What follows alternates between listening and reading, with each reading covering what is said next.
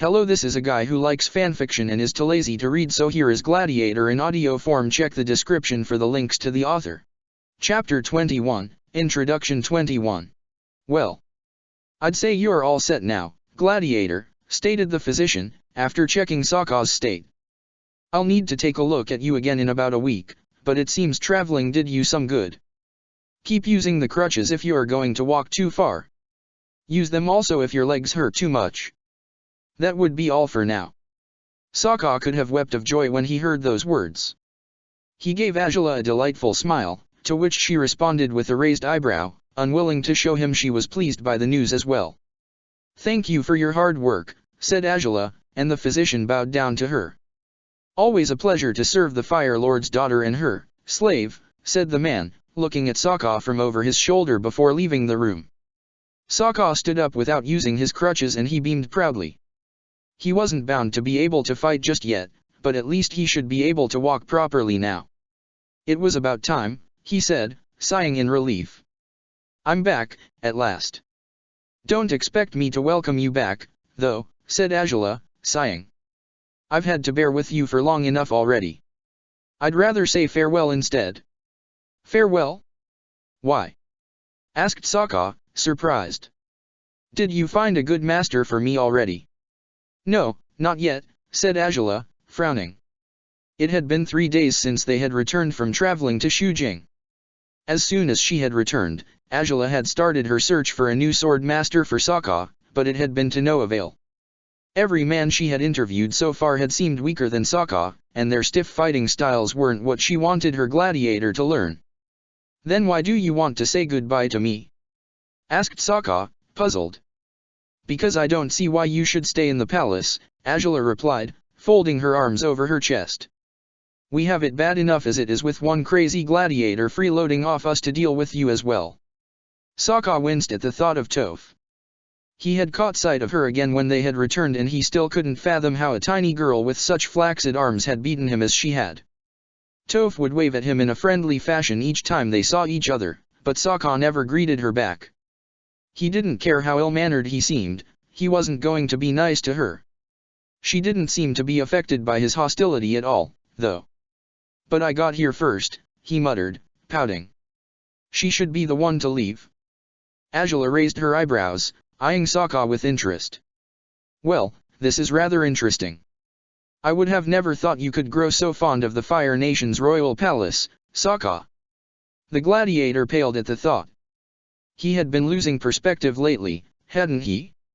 He hated the Fire Nation and loathed everything about it, especially the Fire Lord, and everything about him. Staying in his lair seemed like the most disgusting self-betrayal he could ever indulge in. Okay, you got me on that one, he grumbled. Where do you want to dump me at, though? Dump you? Asked Azula, raising an eyebrow at Sokka's choice for words.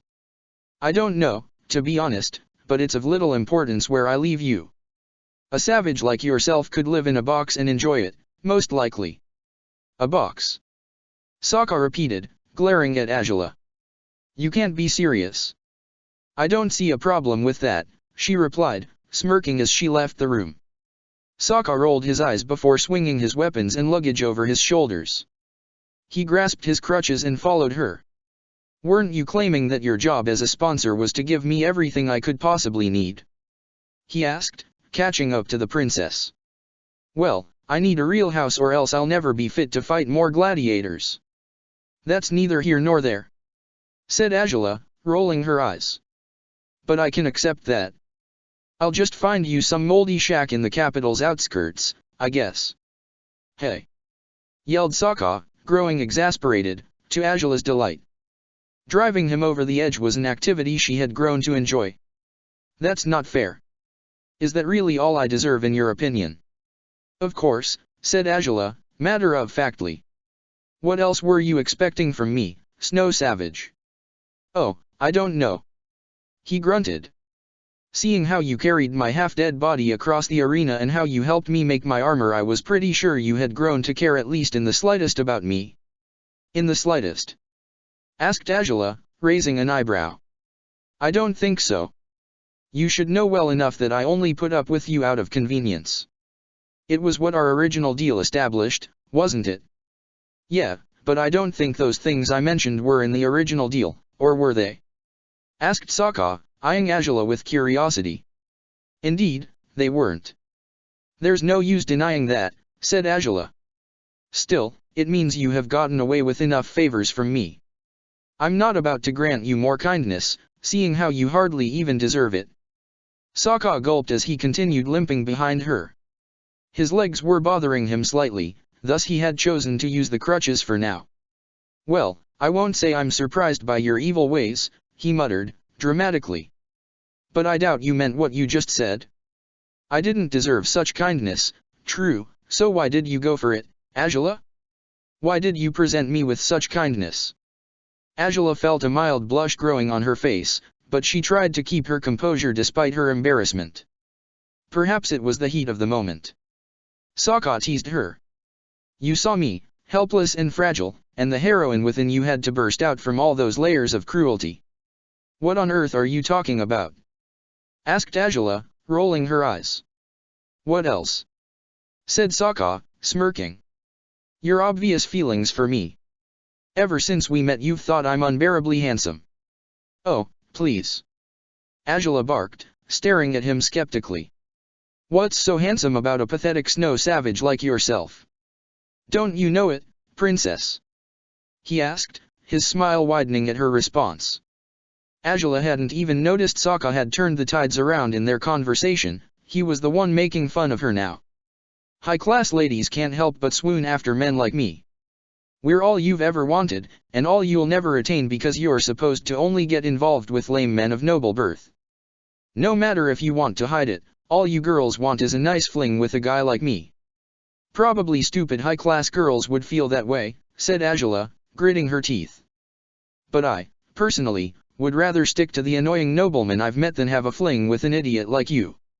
Such lies, princess. And here I was, believing you were straightforward and honest all the time, snickered Sokka. Angela halted and glared at him, taking in his smile and the glow on his eyes. She stormed off again, angrily. What's the matter now, princess? He mocked her, walking behind her. I'm a fool, she said, shaking her head. Letting you play me like that, that's supposed to be my job, not yours. You'll excuse me, princess, but you're too easy to make fun of, he said, chuckling. Although I meant every word I said. You truly delude yourself with such ridiculous ideas. Asked Angela, rolling her eyes as she turned to look at him. In any case, the one who seems desperate to get involved with me would be you, you useless. Angela would have finished the sentence if she hadn't crashed against someone who had just turned around the hall's corner at that very moment. Sokka forgot their bout momentarily as he eyed the stranger Angela had collided with. His black hair was similar to hers, albeit messy, and he also had a golden gaze, yet his most striking feature was the disfigurement over his left eye. He was about Sokka's height, hence, several inches taller than the princess. Zuko, said Angela, taking a few steps back defensively. A sense of foreboding took over her, something about happening into him right now felt rather ominous to her. I'm surprised to see you walking around. Done sulking at last. Zuko would have caved into her mockery, but he was busy eyeing the foreigner wielding crutches. What's this? What's what? Asked Angela, raising an eyebrow. I mean, who is that? Asked Zuko, pointing at Sokka. Don't you know it's rude to point with your finger like that? Asked Sokka, raising an eyebrow, mimicking Angela's expression without even noticing it. Well, that's interesting. Even a savage can give you lessons in etiquette, Zuzu, said Angela, smirking. She'd had a bad feeling over how this would turn out, seeing how Sokka seemed so curious about her brother, but apparently he'd remain her ally. That was good news. Not many people kept to her side when it came to Zuko. What? Could you just tell me who he is? Zuko grunted, frowning. He is. Started Angela, grimacing at the thought of revealing Sokka's identity to Zuko. She didn't know if Zuko would suddenly feel the urge to get himself a gladiator if he knew she had her own, and she feared what the consequences would be if he did. No matter how little glory she had attained already, it would all go to waste right away if Zuko got involved in the gladiator business as well. The name's Sokka, said the gladiator behind her, making Azula freeze on her spot. I'm from the Southern Water Tribe. And I already know who you are even if you want to keep playing Mystery Man. Water Tribe? Asked Zuko, frowning. He had traveled near the Southern Water Tribe many years ago. What sort of business did a Water Tribe man have in the royal palace? In fact, what sort of business could he have with Azula? He couldn't bring himself to figure it out, especially since he had heard the two of them arguing in such a casual manner. Why is he here? You're right, he has even worse manners than me, mumbled Sokka, pouting. Azula smirked. You know, you can talk directly to me, Mr. Prince. I may be a gladiator, but that doesn't mean I'm below you, you pompous royal. Zuko's face twisted into a grimace. He wanted to respond to Sokka's accusations, but hearing he was dealing with another gladiator made him turn to Azula again. Hey, a gladiator? You're gladiator. Why the fuss, Zuzu? Asked Azula, playing with her bangs. Does it bother you that I have more toys than you? Toys? Asked Sokka, startled. That's ridiculous, I'm just. Zuko said, his temper flaring momentarily. I just don't get it. Is it a fad now, to have a gladiator? First uncle, now you. Hey. We started out first. Yelled Sokka, lifting his crutch and aiming it to the roof as if he were wielding a sword. As a matter of fact, we did, said Azula. Iroh got his earthbending twat several months after I found Sokka. Who cares about who got his gladiator first? Said Zuko, exasperated. What's the craze with the gladiator business all of a sudden? I would explain it to you, but I question you'd understand it, truth be told, said Azula, sighing dramatically. Zuko glared at her. Right. And why didn't you mention you had a gladiator before? He asked. Probably because you never asked, said Azula, matter-of-factly. Do you need me to refresh your memory so that you can recall all our conversations as of late? In case you haven't noticed, all of them have revolved around you. Not once did you ask what I might be up to nowadays, so I wasn't compelled to explain anything about my current endeavors to you. Zuko froze in his spot as he realized she was right. He hadn't asked anything about her, not even once. He had taken for granted she would still be the same Azula he remembered, their father's favorite child, the flawless girl he had always envied. As he thought about it, he realized this weird gladiator trend was very fitting for Azula. Zuko knew she had always thrived in pointless violence, much like their father did, but he still couldn't understand why Iroh had gotten involved with it. Regardless, that wasn't the matter bothering him at the moment.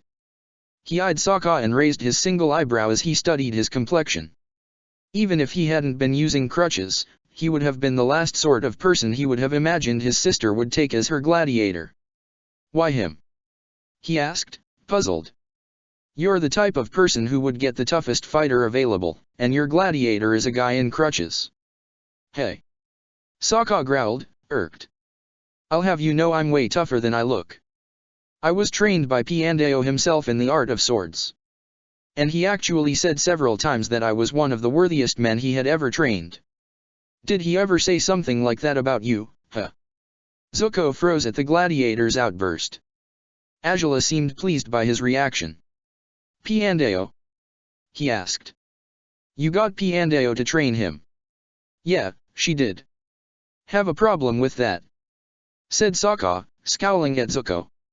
I just don't see why he would bother training a slave, said Zuko, finally speaking directly to Sokka. I told you several times, Sokka, didn't I? Said Azula, turning to look at her gladiator with a smirk of complicity. All that talk about honor that Piandao sold you on, he gave it to Zuko as well, but the knowledge entered through one of his ears and left through the other. Yeah, I can see that now. Said Sokka, nodding. That's not true. Yelled Zuko, annoyed. The Water Tribe man didn't displease him much, but his sister always got to his nerves with ease. I just don't know why he bothered training a gladiator when the gladiator business is as lowly as it is. You're as thick as ever, said Azula, rolling her eyes. Piandao was bothered over how horrid the gladiator business was. But, regardless, he trained Sokka because he found him worthy to be a swordsman. Worthier than he found you, if I may. Well, his worth didn't do him much good, I'd say, replied Zuko disdainfully, glaring at Sokka's crutches. Sokka bared his teeth at him, ready to smack him on the head with the crutches he was talking about. Azula stretched an arm before Sokka, stopping him efficiently. Yet he's far worthier than you, as I said, replied Azula. I wonder if you'd even survive in the sand pit. I rather doubt you'd make it past 5 minutes. Yeah, right. Zuko grunted. And if he fights the blind bandit, I'm pretty sure he wouldn't last over 1 minute, said Sokka, making Azula chuckle as she lowered her arm. Well spotted. I'll have you know I've become far stronger after these years, Zuko said, glaring at his sister. Oh, have you, now? Said Azula. So your trip wasn't a complete waste of time? Good for you. Why you? Azula. He grunted, the poison on her words wounding him, and Sokka's chuckles helping him grow even more uneasy. Now, if you'll excuse us, we have far better things to do than discuss your supposedly acquired new strength. I'm pretty certain I'm not going to be impressed when you show me the basic fire-bending stances you've been stuck with for all your life. Perhaps your fire is a couple degrees hotter now, but I doubt I'll be impressed anyhow. Come along, Sokka. Gotcha, said Sokka, smirking as he treaded behind Azula, leaving Zuko standing in the hallway with a prominent scowl on his face. What the situation was between his sister and that strange gladiator of hers, he didn't understand at all. But he was definitely not pleased to see that his sister had found a new ally to torture him with. She was bad enough by herself. Well, what's with that weird hairdo, Zuko? Asked a cheerful voice behind him, making him jump and turn around quickly. You look like you need a haircut urgently. Ty Lee giggled as she saw him, smiling at him in her trademark careless fashion. She had always been a happy-go-lucky girl, from what Zuko could recall, but physically, she had changed a lot during these 10 years. Her figure was far more womanly, and she wore makeup now. Zuko didn't miss how she eyed his scar quickly and grimaced. She hadn't witnessed his Agni Kai with his father, but she surely had no trouble imagining how he had earned the burn over his left eye. Are you alright? Asked Ty Lee, surprised. You're not checking me out, are you? What? No. Said Zuko, grimacing. My was one thing, but Ty Lee had always been Azula's friend in his eyes, never anything else. I was just thinking you've changed a lot, just like everyone else, apparently. Yeah, things have become a little messy as of late, she said, smiling. Way messy, I'd say, grunted Zuko, sighing. I can hardly keep up with it. My, married, and pregnant, Azula, with a weird water tribe gladiator, and my uncle gets a gladiator as well. What about you, are you in my father's council now or something?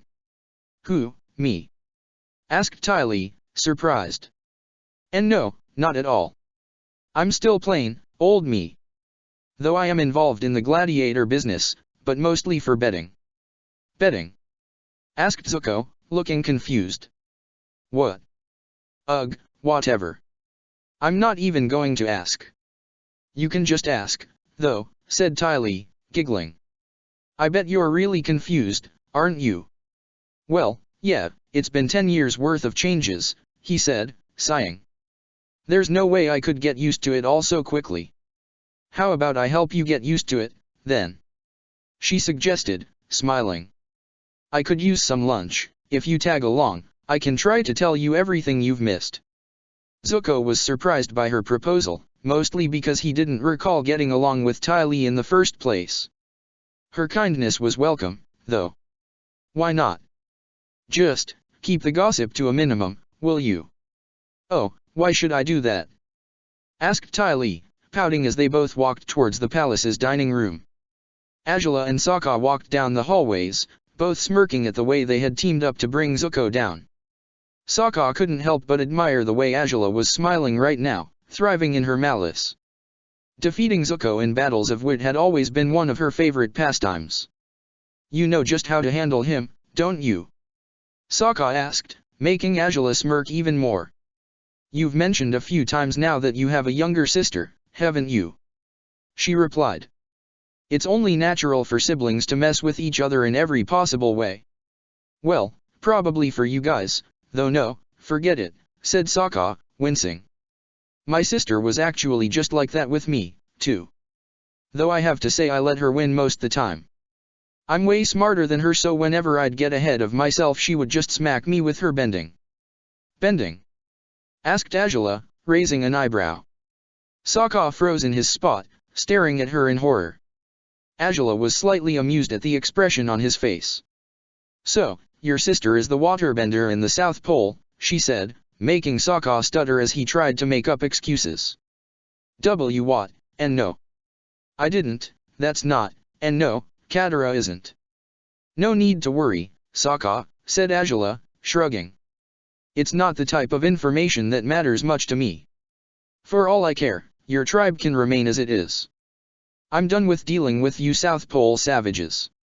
If it were by me I'd leave you alone and just keep watch nearby to make sure you stay in that frozen hell of yours. Wait, really? Why you mean that? Asked Sokka, surprised. Of course, said Azula, frowning. Why wouldn't I mean it? Well, you're related to the man who sent the raids that killed over half my people. Said Sokka, distrustful for a moment. I'm related to him, all right, said Azula. It doesn't mean we think in the exact same way. I take pride in being far smarter and more talented than my grandfather Azulan. I wouldn't waste my time in that pole of yours. Well, good, then, said Sokka, still surprised. Though I have to say I have the short end of the deal, said Azula, sighing. Why did you have to be the one who couldn't bend? Because if I had been a waterbender I would have beaten you and put out your funny fire for good, he grunted, making Azula acknowledge he was right. It would have been an interesting skill for a gladiator, regardless. So long as you don't decide to exchange me for my sister now or something. Azula stopped for a moment, as if considering the idea. Sokka turned to her, feeling offended. Hey. After all we've been through, you'd trade me for someone else that easily. He squealed. Well, if she happens to be a more reliable gladiator than you are. She said, smirking. That's ridiculous. She's not going to be reliable, she'll get on your nerves all the time and she'd be even worse than I am about dealing with the Fire Nation, believe me on that one. I was merely jesting, said Azula, but Sokka continued rambling. And she'll get your underwear soaked in freezing cold water and you'll end up with frostbite if you're not careful. And she kept refusing to sew my pants back when I fell down an ice slope and my pants ripped open. I mean, come on. That's plain cruel, making a guy wander around with his pants like that for about a week just because I forgot to say please. You wore the same pants for an entire week? Asked Azula, grimacing. He didn't take notice of her remark, once again. And there was also that time when that damned tiger seal was chasing me all over the place and rather than helping me get rid of it, Katara was laughing. You hear me? She was laughing. Yelled Sokka, his chest heaving as he finished his rant, his eyes glowing wildly after how spirited he had gotten after reminiscing the memories of his life in the South Pole. Right, said Azula, smirking slightly. I think I understand now. I got the right sibling indeed, you're the one I can make fun of, clearly. She seems far sharper and crueler than you. What, sharper? What's so sharp about her? Growled Sokka, frowning. I was damn smarter than her, by far. Sure thing, said Azula, resuming her strides as she headed towards the main hallway of the palace. I'm starting to sense there's a pattern here. A pattern? Asked Sokka, raising an eyebrow. Yes. You see, you just met my foolish older brother, and you're a foolish older brother to a girl who enjoys your misfortune. It's curious, truly, said Azula, smirking cruelly. But I'd say we're perfectly set as it is. I'll just ask Father to banish Zuko to your pole so that your sister can make fun of him to no end and that way we'll have the perfect arrangement. I don't think I want your brother or anyone from your nation anywhere near my tribe, thank you very much. Grumbled Sokka, bitterly. Well, I suppose I'll spare your sister from the bother anyhow. Dealing with you is, clearly, far more fun than bearing with Zuko, said Angela. And, by the way, that wasn't a compliment. It was just an insult towards him. Why did you feel the need to clear that up? I never suspected it was a compliment, said Sokka, raising an eyebrow. Oh, you're stupid enough to misunderstand my intentions, so I had to spare myself the trouble, said Angela, smirking. Yeah, right. Growled Sokka, glaring at her as they reached the outer gates of the palace. Say, what exactly are we going to do? Find a place for you to stay, said Angela, frowning. Your short-term memory sure is lousy. When will you get bored of trashing me? Asked Sokka, sighing. When you quit being so easy to trash, I suppose, replied Angela, smirking. The royal guards in duty around the palace were surprised to see Angela heading towards them, and all of them turned to look at their leader. The captain sighed, knowing this could only mean trouble. Princess, where are you headed to? He asked. Out, was Angela's simple response. I won't need the palanquin, so don't bother bringing it forth. And I assume that, as usual, you shall remain unreasonable, said the captain, sighing. In that case, you should be clever enough not to try to change my mind about this, said Angela, her eyes defying him to try and oppose her. She didn't mind having to deal with more verbal warfare. But to her slight disappointment, the captain merely sighed and shook his head. I can't believe I'm doing this. He muttered. But I'm sick of going through this nonsense over and over again. You'll get your way no matter what I say. I always knew you were a smart man, Captain, said Angela, smirking. Just, stay safe. If anything happens to you, the Fire Lord will have my head. Said the captain, distraught. I am perfectly capable of taking care of myself, Captain, as you might have noticed in the past, said Angela. There's nothing for me to fear in the streets of the capital or anywhere else, for that matter. Still, you're taking a cripple with you, said the captain, looking at Sokka. Can you protect him as well?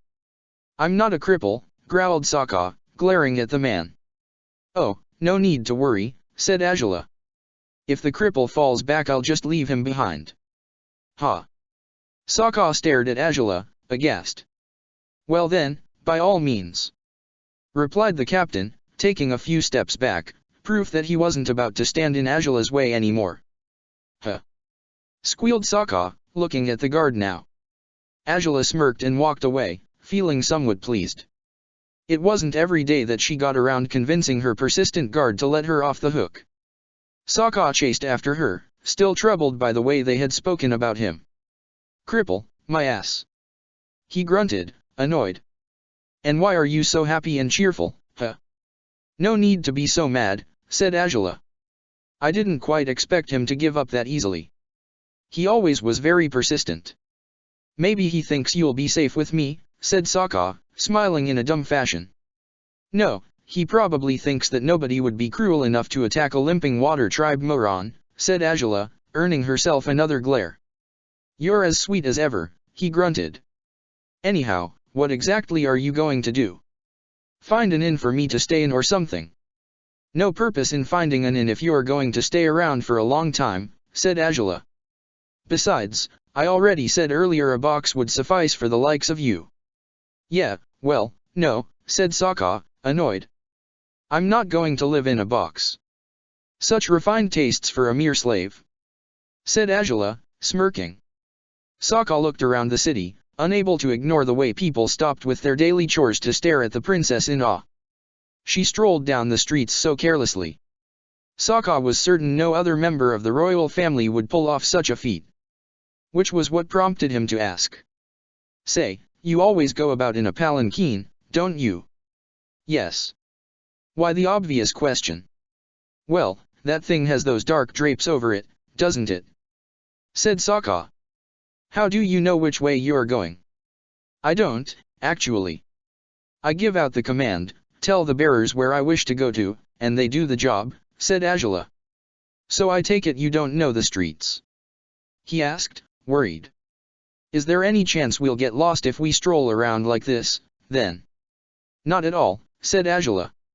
This capital is my hometown. I know it just as well as I know my fire-bending forms. Oh, really? Sokka was still skeptical. Of course, said Azula, rolling her eyes. I have studied the layout of the capital enough times to memorize every single. Azula stopped abruptly, her gaze upon a noodle restaurant up ahead. Sokka stared at her for a moment, and he was terrified to see the confused look on her face. Azula? Is something wrong? When did that restaurant get set up there? She muttered loud enough for him to hear. What? Squealed Sokka, dropping his crutches as he gazed at Azula in shock. Azula couldn't keep her charade for much longer, though. She looked at the expression on his face and she couldn't help but laugh at him as she resumed walking. Sokka's eyebrow twitched as he realized the princess had merely been playing him. Very funny, very funny. Azula got twice the dose of royal sense of humor. He yelled after her as he picked up his crutches again.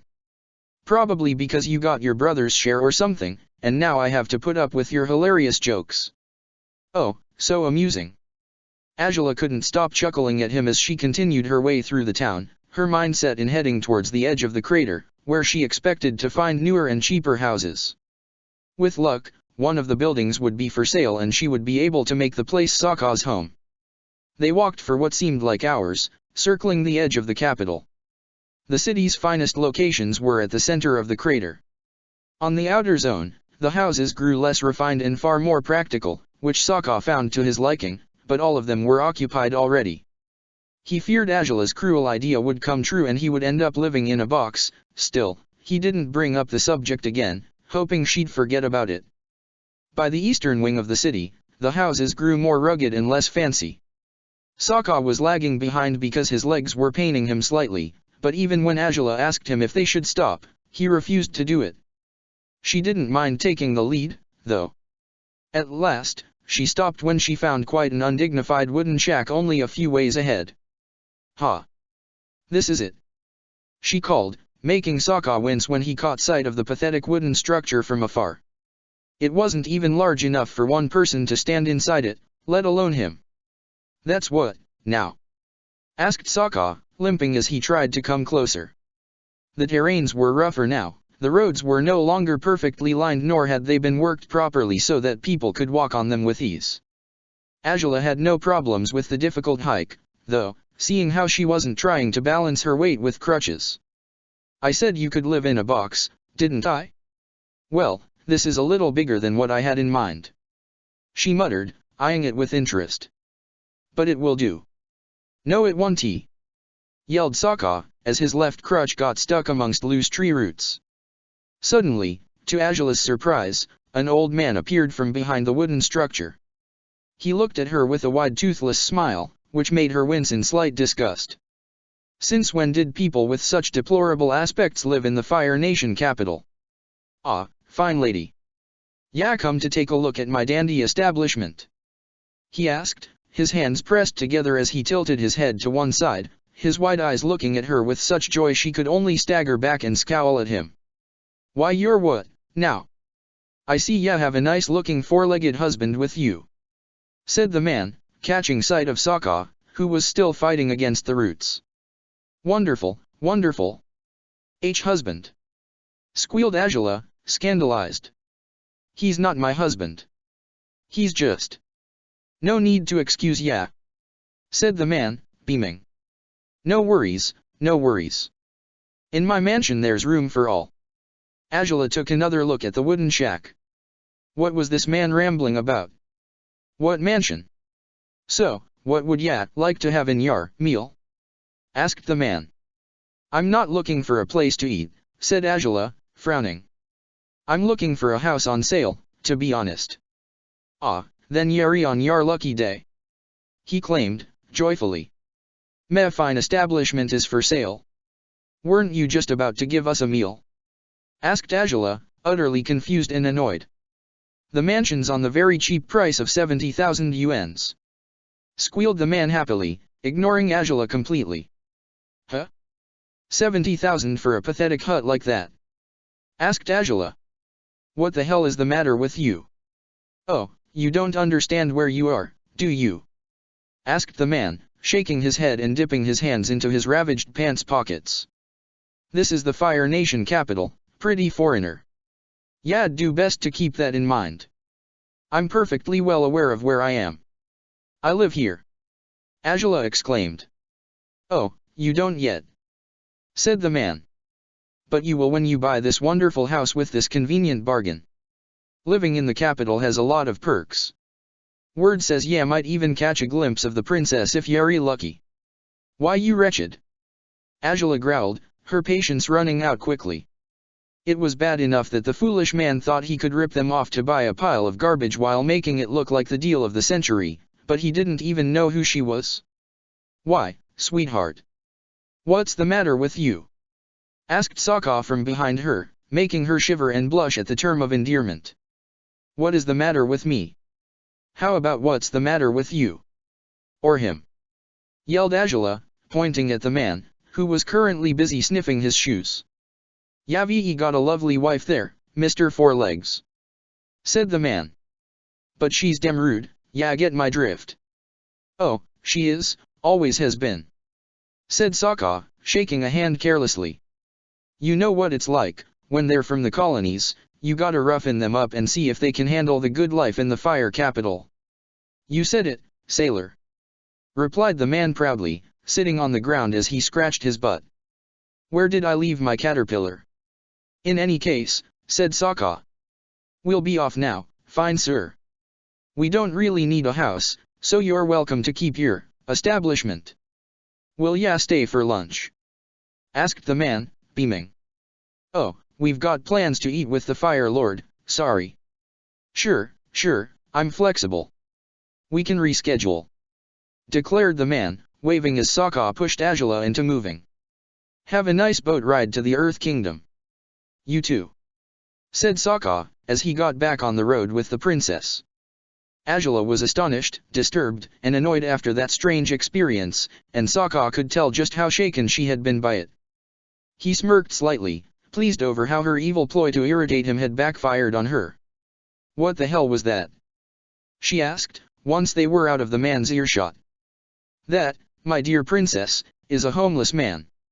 Welcome to reality, said Sokka, still smiling.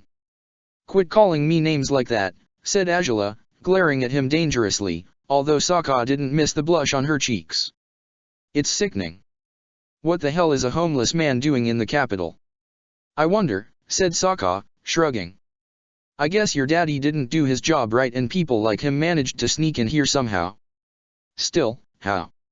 Asked Angela, clenching her teeth. There should be no people like him in the capital. The Fire Nation is a prosperous place. I thought such lowly peasants only lived in colonies and in the wastelands of the former Earth Kingdom.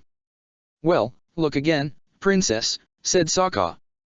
There were a ton of those guys at Huiyi.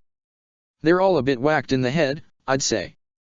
But they're not really bad, they just have forgotten all common sense. No wonder you seem to get along so well with them, Angela barked. I can't believe he didn't even know who I was. That's the way they roll, they tend to say nonsense all the time, said Sokka, carelessly. Don't mind them. I can't make any sense out of it, she insisted, making Sokka sigh. Clearly, she was very disturbed after that experience. Why are people like him in the Fire Nation anyway? Let alone in the capital. It's ridiculous, grunted Angela. Well, if you really want to know, he said. Oh, so you, of all people, know the answer to that question? Asked Angela, skeptical. I know we've been through this before, Angela, said Sokka. But with this evidence in front of you, you can't keep thinking the Fire Nation is flawless. You high-class people tend to be oblivious to everything the lower class has to deal with, stuck in your happy bubble as you are. Stuck in a happy bubble? I'm sorry, but the high class, as you called it, keeps the order in the nation. The Fire Nation is only as prosperous as it is because of us. Low-born people are just unable to understand that. Sure, said Sokka, shrugging. There's no use denying you guys from the Fire Nation have some cool traits. I've seen firsthand some of the nicest stuff your nation has to offer. The food is simply remarkable. As ever, thinking with your stomach, said Angela, rolling her eyes. But that doesn't mean everything's perfect, finished Sokka. You've seen Huiyi. Now you even see a homeless man in the capital. Despite all the cool things you boast about, things aren't half as great as they could be for the lower classes if only people like you bothered doing something about them. What's that supposed to mean? Asked the princess with a frown. You're the princess, your daddy's pretty little girl, said Sokka. If anyone has a shot at telling the Fire Lord about the things that need to be improved, that would be you. And why should I bother doing anything about this? What exactly do I gain by fixing the sad lives of weird rambling men like that one? I don't know how you Fire Nation people think, truly, said Sokka. But what makes a nation isn't the lands the Lords own, or the riches, or their reputation and whatnot, it's the people. Why else would you be the Fire Nation if it weren't because you guys are firebenders, because you live by fire? The water tribes live by water, the earth kingdom used to live by earth, and the air nomads by air. The elements are what give the people their identity, and what made the people assemble to form nations. You see what I'm talking about? Azula frowned at his words. She truly hated discussing these matters with him. But this time it was worse than before, because he had the evidence on his side. Indeed, the Fire Lord and those closest to him were supposed to look after the Fire Nation. They were superior to everyone else in many ways, she was still convinced of it, but the entire purpose of them being in charge was that they could help their people grow. Instead, people lived miserably, like they did in Huiyi. After having witnessed that, after seeing this homeless man, could she still claim the Fire Nation's government was doing the best for its people? She sighed and shook her head, trying to prevent him from seeing that his words had gotten to her yet again. You don't get it? Asked Sokka, grimacing. And here I thought you were smarter than that. Piandao definitely got to you, grunted Azula, still shaking her head. You even talk like him now. Sokka could tell Azula wasn't happy about what she had just said, she clearly didn't want him to be like Piandao. But to him, it was the most amazing compliment he could have heard. He looked at Azula in awe, although she missed it, before smiling slightly and shrugging. If you say so. They continued walking by the edge of the city, passing by more houses that were already occupied. Azula's frown deepened as she walked, thinking this had been nothing but a waste of time. Her mood had dampened after running into the homeless man and even further after speaking with Sokka. What did he want from her? Did he think she could change the world at will just because she was trusted by her father? It didn't work as easily as he thought it did. Fire Lord Oze had brought her up and taught her to be strong, told her that the weak deserved their fate, and she wanted to cling onto that principle, just as she wanted to cling onto everything her father had taught her. But Sokka kept making it difficult. He kept getting all these ideas into her mind, confusing her and making her question what her role as her father's heir was. Hey! Sokka brought her out of her thoughts when he pointed at a house with one of his crutches. What about that one? Azula blinked before raising her eyes, looking at the place that had caught his attention. It was comprised of a single 2 stories building with quite a large backyard. It seemed to be a modern house, and the best part of it was the green scroll pinned to the door. The signal Azula had been waiting for. It gave away that the place was for sale. Perfect, said Azula, sighing in relief. It was about time, too. I like it. Very much. Declared Sokka, eyeing it with interest. Look at those terrains. Do you think those would all be mine if I get the house? If you get the house, you asked. Azula raised an eyebrow, skeptical. May I remind you I'm the one who has to waste her money on this. Oh, so that's the real reason why you wanted me to get a box, said Sokka, smirking. I can't believe the princess is being a cheapskate. You said that anything I needed, you could buy. What's the problem now, Azula? I thought you were a woman of her word. Stop playing me like that, grunted Azula, glaring at him, as they both approached the house. She finished reading the scroll on the door quicker than he did. So this thing costs 210,000 yuans? Asked Sokka, gulping. So it seems, said Azula, frowning. It's quite a steep price, I'd say. Excuse me, what are you? Asked an unknown voice from behind them. Azula and Sokka turned around swiftly. The salesman stared at them, confused at first, but when he caught sight of the golden piece decorating Azula's raven hair he jumped and bowed down immediately. Princess Azula. Tita, what could I owe this pleasure? Heh, at least this one knows who you are, said Sokka, smirking. Angela gave him a glare and he chuckled lightly. I wish to buy this house, she replied, looking down on the man before her. Do I have to sign any paperwork of any sort to do this? Oh, of course, yes, said the man, nodding promptly. But, is this really the house you want, princess? You surely could afford houses in better locations in the capital. I'm not buying this for myself, Angela said, rolling her eyes. Why would I need to buy a house if I live in the royal palace? Oh, well, I'm sorry, princess, said the man, blushing and dropping his gaze. Sokka couldn't help but smirk at the situation. It seemed Angela was used to dealing with people as easy to manipulate as this man, no wonder she seemed to enjoy herself so much more when she exchanged jabs with him. He had an intellect that, at the very least, was able to stand its ground against Angela's own. You're the one in charge of selling this house, then? Asked Angela, frowning. Yes, I am, he said, smiling nervously. Then get on with it. I want this transaction finished as quickly as possible, stated Angela, her eyes gleaming coldly. The salesman nodded, sweat dropping down his brow as he sprinted into the house, looking for the paperwork. Why, you're most welcome to take a look at the house, if you wish, said the man, from the upper floor. Angela and Sokka looked inside before entering. It was structured in wood mostly, something that Angela couldn't quite understand. If a firebender went on a rampage in here, there wouldn't be a house left afterwards, but Sokka grew to like it as he studied the place's layout. The vestibule led into a common room, with a large red couch that sat before a small table. The kitchen could be found to the right, and the stairs that led to the second floor stood next to the wall that separated the kitchen from the living room. There was a veranda right outside the common room, and the bathroom stood a few ways away from the house, in a separate, smaller building. It's cozy, Sokka said, smiling. I approve. Huh, said Angela, shrugging as they both stepped into the living room, waiting for the man to return with his official forms. Well, it looks pathetic enough for a man of your standing. I'd say you can keep this. It's wooden too, he said, smirking. You wanted me to have a box, didn't you? Well, here you have it, as you wanted it. A huge box, just for me. Angela rolled her eyes, though she couldn't help herself but smile. Sokka didn't miss the gesture. She would always bicker with him, they would compete against the other, trying to find out who was smarter, who had the most willpower, who would give up first.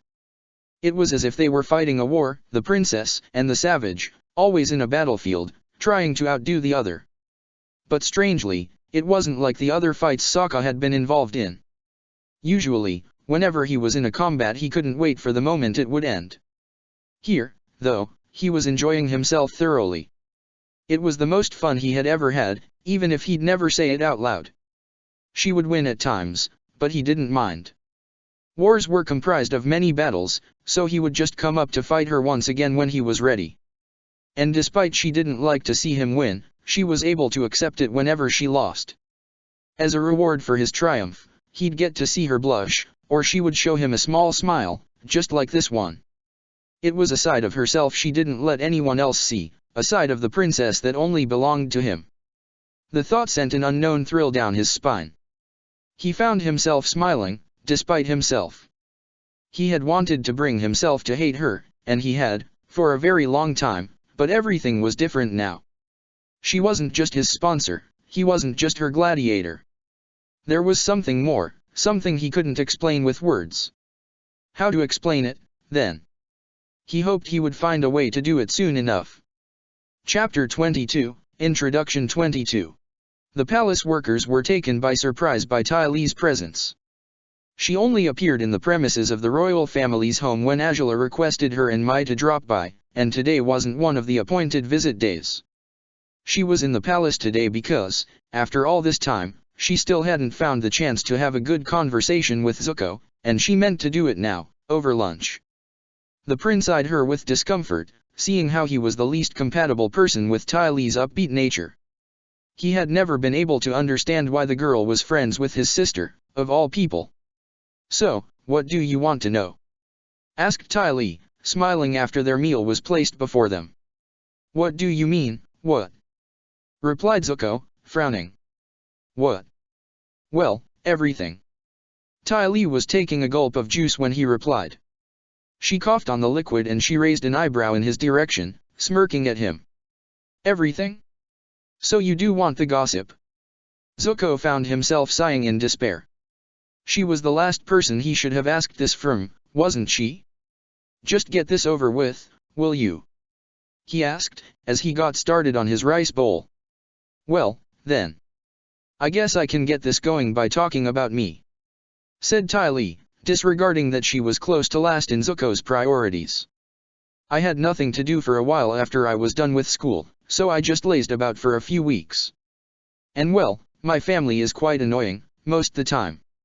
I couldn't stand it and I wanted out, so I joined the circus." "The circus?" asked Zuko, raising a skeptical eyebrow. "Yeah, they trained me to perform lots of fun tricks," she said, smiling. "But after 2 years of that routine I decided I'd had enough. And so I returned home. Some of my sisters had gotten married by then, so the house wasn't as crowded, and it wasn't as annoying anymore. Mai had been at Omashu back then, because her father was appointed the city's governor, but she hated living there, so she didn't even bother unpacking. She returned to the capital about at the same time as I did." "Right," muttered Zuko. Just thinking about Mai filled his chest with pain, as if someone was stabbing his heart repeatedly with a very sharp knife. "We hung out with Angela whenever she had spare time," said Ty Lee, looking up at the ceiling as if she were struggling to make sure she wasn't leaving anything important out. "And I can't remember if I'm leaving out anything important, but whatever." One day, Fire Lord Oze asked Angela to take vacations and spend some time on Ember Island. I have no idea why he ordered her to do that, so don't ask me. "Why? Didn't I just say don't ask?" pouted Ty Lee, annoyed. "But, it's weird," said Zuko, before finishing his rice. "I thought he trusted Angela with his life." "Do you really want me to answer for Fire Lord Oze?" asked Ty Lee, skeptical. Right. I wasn't thinking straight." "Move on," said Zuko, nodding. "Well, we went to Ember Island and we had some fun in the beach. I met some really nice guys there," said Ty Lee, beaming as memories came back to her. "Then Angela told us to join her for a Kuai ball game. You know how she is, crazy competitive." "No kidding," muttered Zuko, agreeing with Ty Lee for once. His childhood had been comprised mostly of competing with Angela to earn their parents' attention. So she wanted us to play Kuai ball with her, and well, how to refuse her, really? asked Ty Lee, smiling uncomfortably. "We played and we won, and we caught the eye of a pair of handsome boys who had been on the beach at the moment." "Huh," said Zuko, displeased. "One of them was Admiral Chan's son," said Ty Lee. "And the other was Ruonji-un." The second name made Zuko wince. He hadn't quite memorized it after his conversation with Mai, but hearing it rang a bell, and he had no trouble figuring why it seemed familiar. Ty Lee gave him a sympathetic smile before continuing with her tale. "They invited us to a party, although they had no idea who Angela was," said Ty Lee. "She took that to her advantage, since she wanted to see how people would treat her when they didn't know who she was. She tried her luck with Admiral Chan's son, but—" "Spare me the details," grunted Zuko, grimacing. "My sisters, love life is not something I care about." "That's mean," said Ty Lee, pouting again. "She was always supportive of you and Mai. You think knocking us into a fountain was support?" "Wait, you were on her side back then, I forgot about that," said Zuko, still grimacing. "She did a lot more than that," said Ty Lee, frowning. "She always told Mai to go forth with you and not to give up on you. So you shouldn't be so mean to her." "She's always mean to me." "I'm merely returning the favor," said Zuko stubbornly, folding his arms over his chest. "Men are so thick-headed," said Ty Lee, rolling her eyes. "Whatever. Let's just focus on the important stuff." "Good idea," said Zuko, gloomily. He didn't really want to hear about Mai's romance with another man, but he wanted to know, at the very least, if they had actually fallen in love. It still seemed unbelievable to him that Mai would have forgotten about him so easily. Angela did her best with Chan, but he chickened out on her because he didn't have the courage to handle her. Who does? Asked Zuko, grimacing. And, well.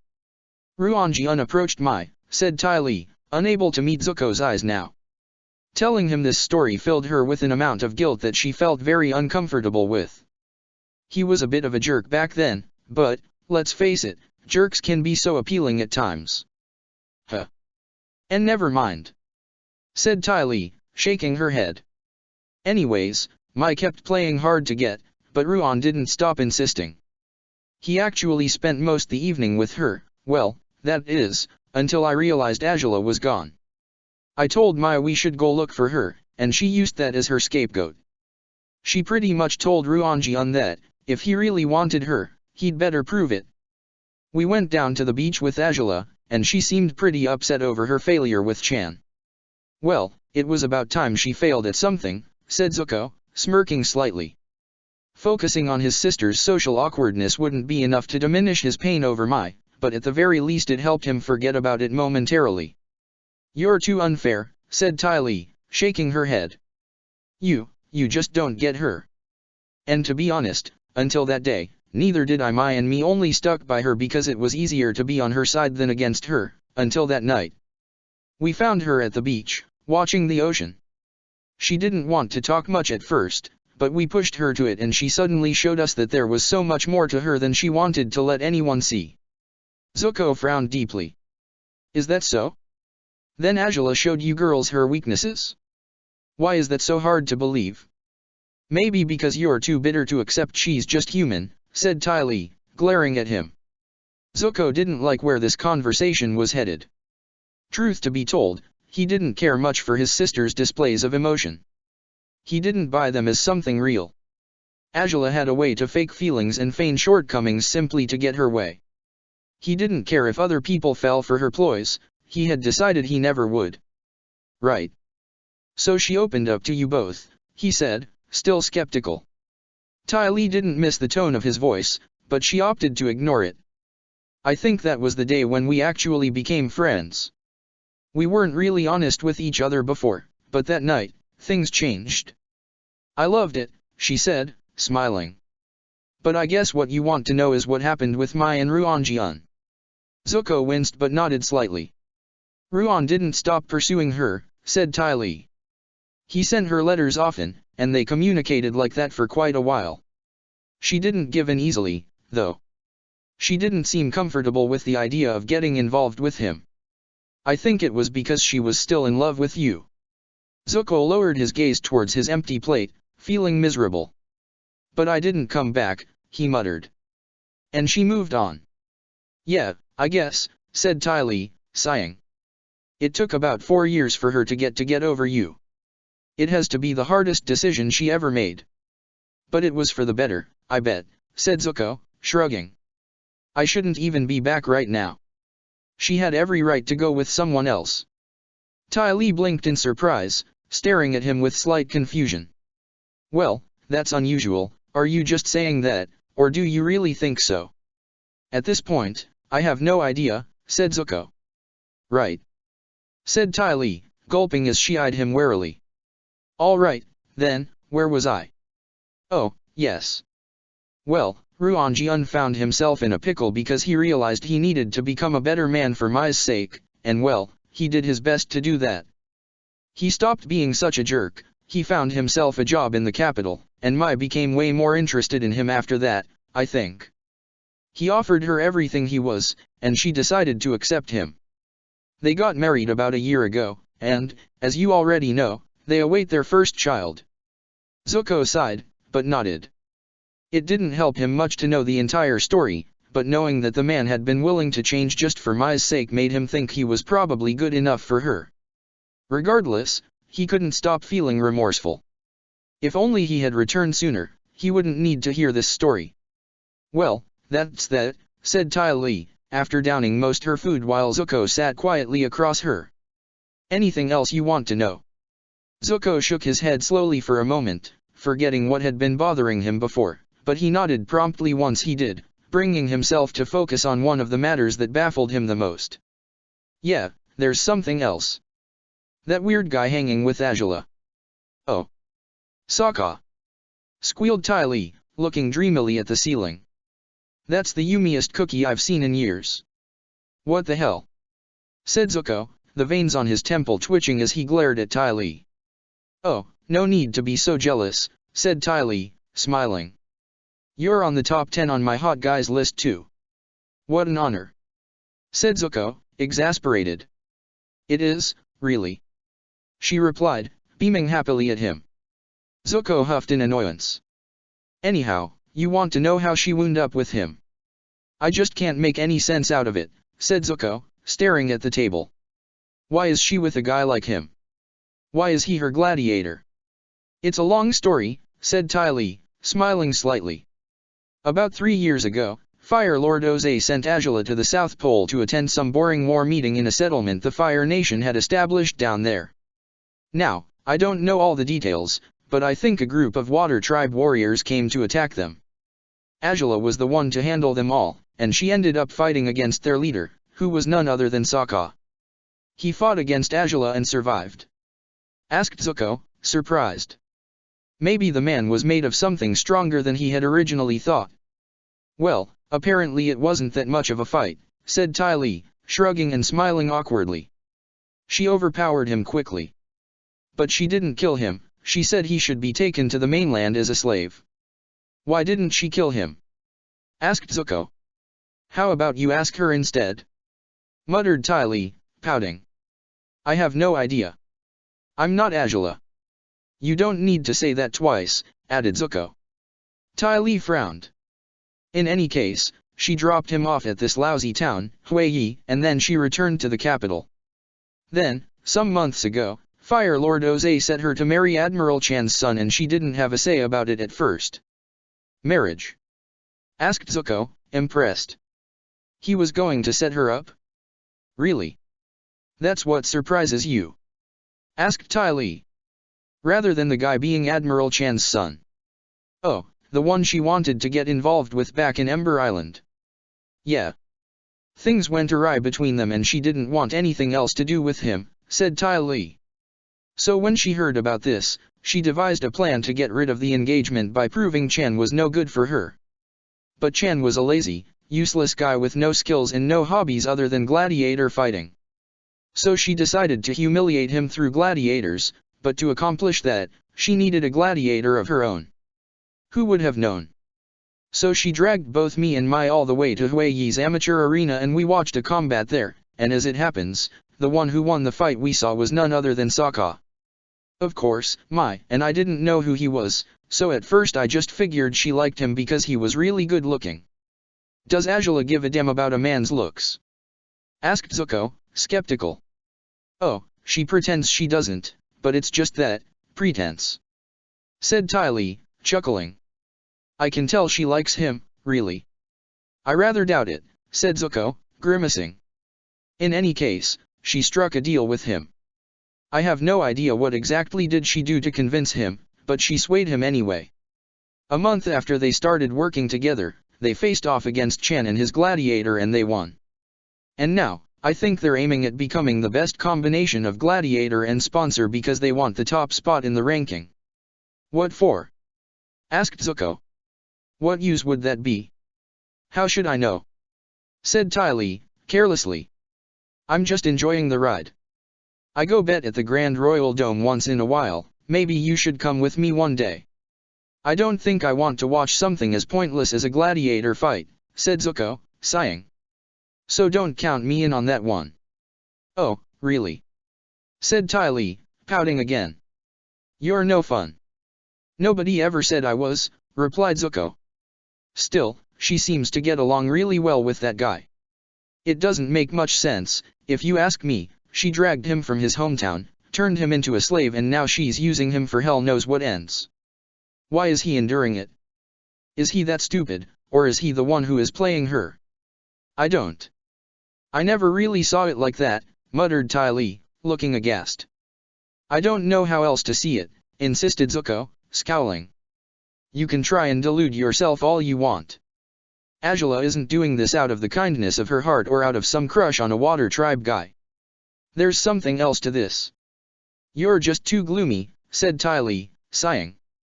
I already told you, you're too hard on her. She's a girl. She has every right to feel attracted to a guy like him. Even if she liked him, Angela isn't the type to act according to feelings, said Zuko. Our father made sure she wouldn't do that.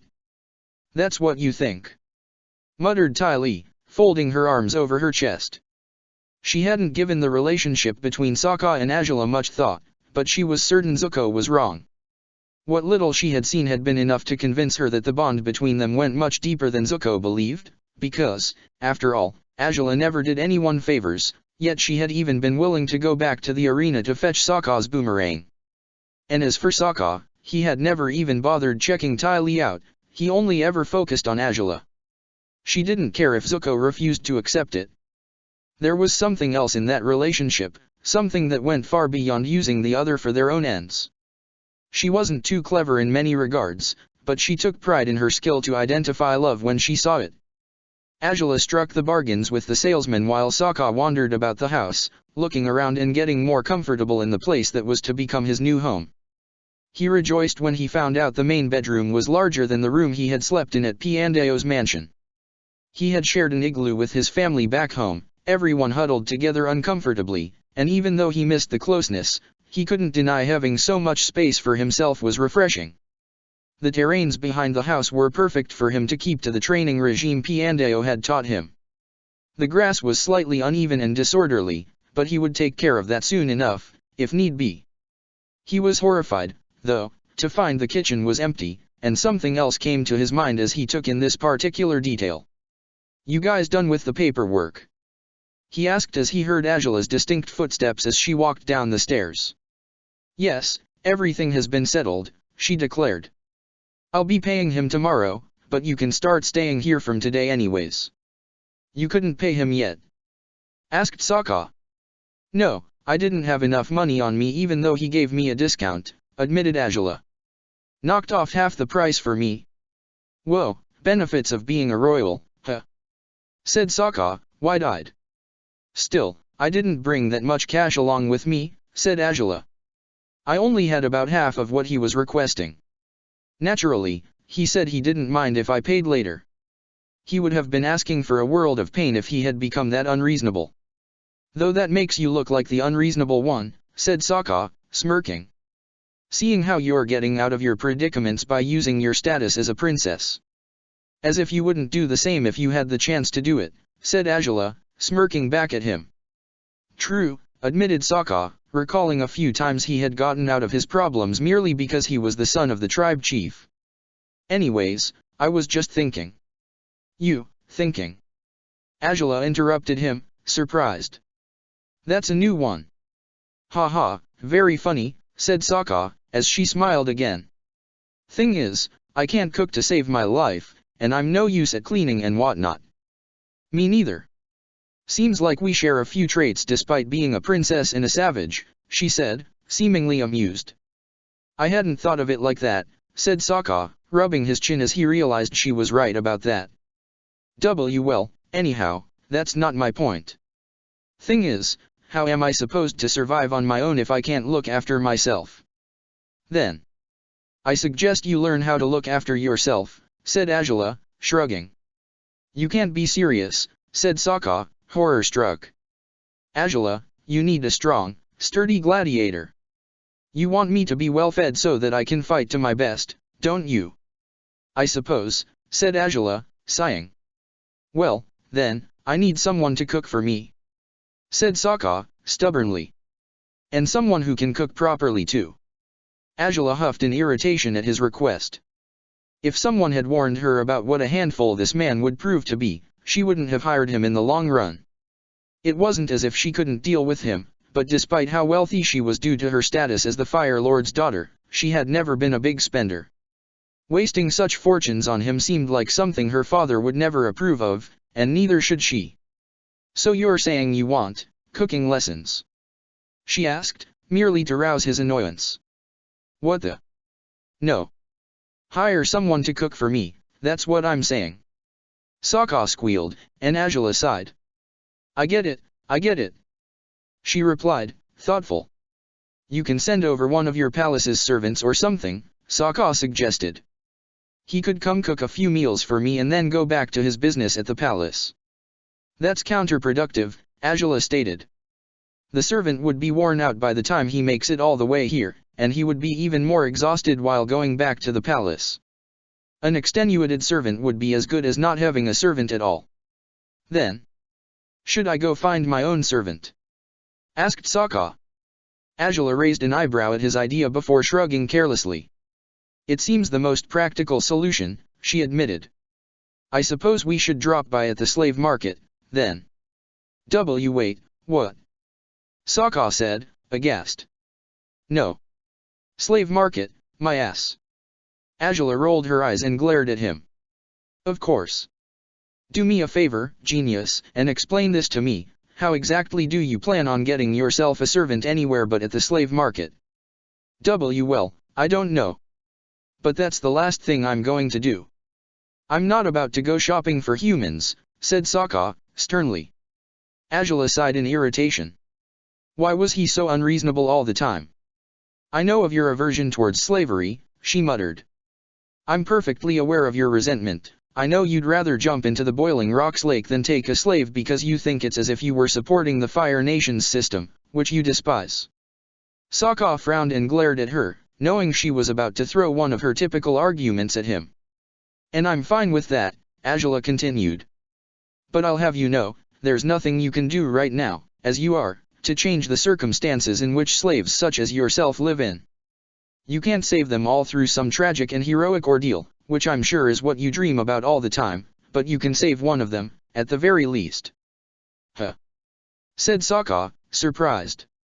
If you buy a slave, you'll get around treating him in whichever way you want, said Azula. You can disdain him, you can praise him, you can treat him as if he were your brother if that pleased you. You can save the life of one slave if you get one today. Now, indeed, I know you don't want to buy people as if they were groceries. I need groceries too. Sokka mumbled, but Azula was too busy with her monologue to notice he had spoken. And you think this system is utterly unfair, but, as I said, there's nothing you can do about it right now, said Azula, shrugging. The best thing you can do at the moment is change the life of a single slave.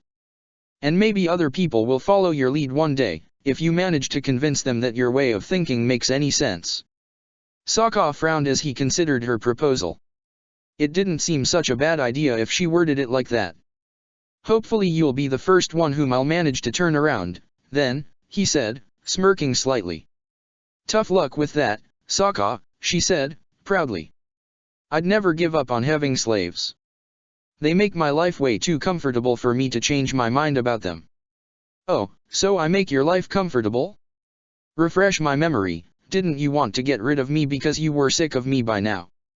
He asked, raising an eyebrow. Azula smiled slightly. She couldn't help but feel proud of him whenever he showed her his wits like he just had. Not many people were able to spot the holes within her arguments and point them out to her, and since she did it to him often, Sokka seemed determined to give her the same treatment. But you're not just any slave, are you? She asked him. Sokka couldn't help but blush slightly at that. And no. I'm my stupid and annoying gladiator, finished Azula, smirking. He grimaced and glared at her, unsure of what to make of the last stretch of their conversation. Now, are you going to be reasonable and accept getting your own slave, or will you keep being stubborn and stupid? Stupid? Grunted Sokka, irritated. Say what you will, woman, but don't call me stupid. Our intellects are, likely, around the same level. So insulting me reflects directly on you. You jest, said Azula, chuckling. You think your intelligence is on par with mine? Seriously? Well, if you want me to prove it, how about we play some strategy games or something? Suggested Sokka, shrugging. I'm pretty good at Paisho myself. The mention of Paisho made Azula think about her uncle immediately. Paisho and Iroh always came to her mind in a set. The White Lotus tile Piandao had left for Sokka remained a mystery to this day, mostly because she didn't want to waste her time asking her uncle what it meant. It wasn't as if she thought he wouldn't know, it was that she didn't trust him or anything about him. Therefore, she wanted to be nowhere near Paisho for the time being. No need to prove anything, your mental skills are of meaningless importance at the moment, she said, sighing. Shall we, then? Sokka was slightly surprised to see she had relinquished an argument so easily, but he figured she was merely postponing it. He smirked proudly, knowing her retreat meant he had earned himself a momentary victory. Sure thing, princess, he said, gifting her with an arrogant smile. Angela only had to look at him to know what was going through his mind. She huffed in annoyance, knowing she'd have to put him in his rightful place later. But it was best for them to get going so that they could forget about Paisho for the time being. The slave market was down by the busy commercial district of the capital. The streets were roamed by loud salesmen and shopping families trying to make it past the crowds without losing each other in the process. Angela glowered at the sight of the masses of people and decided to drag Sokka through the emptier streets, not minding the many detours she'd have to take. She had never been one to blend in a multitude, she liked being above people, never among them. So, this is it? Asked Sokka, once they were about to enter what seemed to be the filthiest section of the marketplace. Angela grimaced at the smells and sounds, utterly displeased. She definitely wasn't one for environments like this one. This place is extremely disorderly and irksome, she muttered. Sokka could have sensed her irritation from miles away. The salesmen tend to pester anyone who approaches and they try to get them to buy more slaves than they can take with them. Be quick to find the slave you want so we can spare ourselves all the unnecessary trouble, understood? Okay, said Sokka, gulping nervously. The stands on this side of the market were full of slaves chained together, looking dirty, terrified and helpless. If Sokka could get away with it, he'd free them all, but Angela was right. He couldn't do much for them just yet, and she had actually left an open window, saying he might get around to spreading his beliefs and changing the world to his liking someday. Therefore, as Piandao had taught him, he just would have to be patient. His time would come eventually. Angela scowled at everything that caught her sight as she walked amongst the stores. The foul stench that revolted her so much came from the slaves. Couldn't those foolish salesmen bathe them before putting them for sale? They might get more people to buy them if they did. So. I need someone who can cook, said Sokka, frowning as he looked around carelessly. How about that old woman over there? How do you know if an old woman can cook or not? Asked Angela, raising an eyebrow. My grandmother could cook, said Sokka, shrugging. Are all old women your grandmother? Asked Angela, rolling her eyes. It's a ridiculous logic. Besides, if you take an old slave you'll end up taking care of her instead. What's so wrong with that? Asked Sokka, pouting. She might get sick on you and you'll have to cook for her instead. And you'll end up killing her that way, actually, you'll end up killing both of you, said Angela, matter-of-factly. Sokka winced at the thought. Fine. Well, then, how about that guy? He asked, pointing at a frail-looking man with a face covered in pimples. Fool. Don't point like that or they'll notice you're. Angela tried to tell him off, but it was too late. The damage was done. Oh, young master, said the salesman in charge of the man with pimples over his face. You're worth much more than this useless dog. I have a very nice offer, 3 slaves for the price of 2. That's bullshit, yelled the man from the stand across his. Don't listen to that idiot. His slaves are no good. They can't even scrub the dirt from their own feet. It's why he makes such bargains, to get rid of those pests. Not true, replied the first one. Quit sticking your nose in my business, cow. No, come over here, my lord, called out a third salesman. I have the finest slaves in the entire market. They're well trained to follow every command.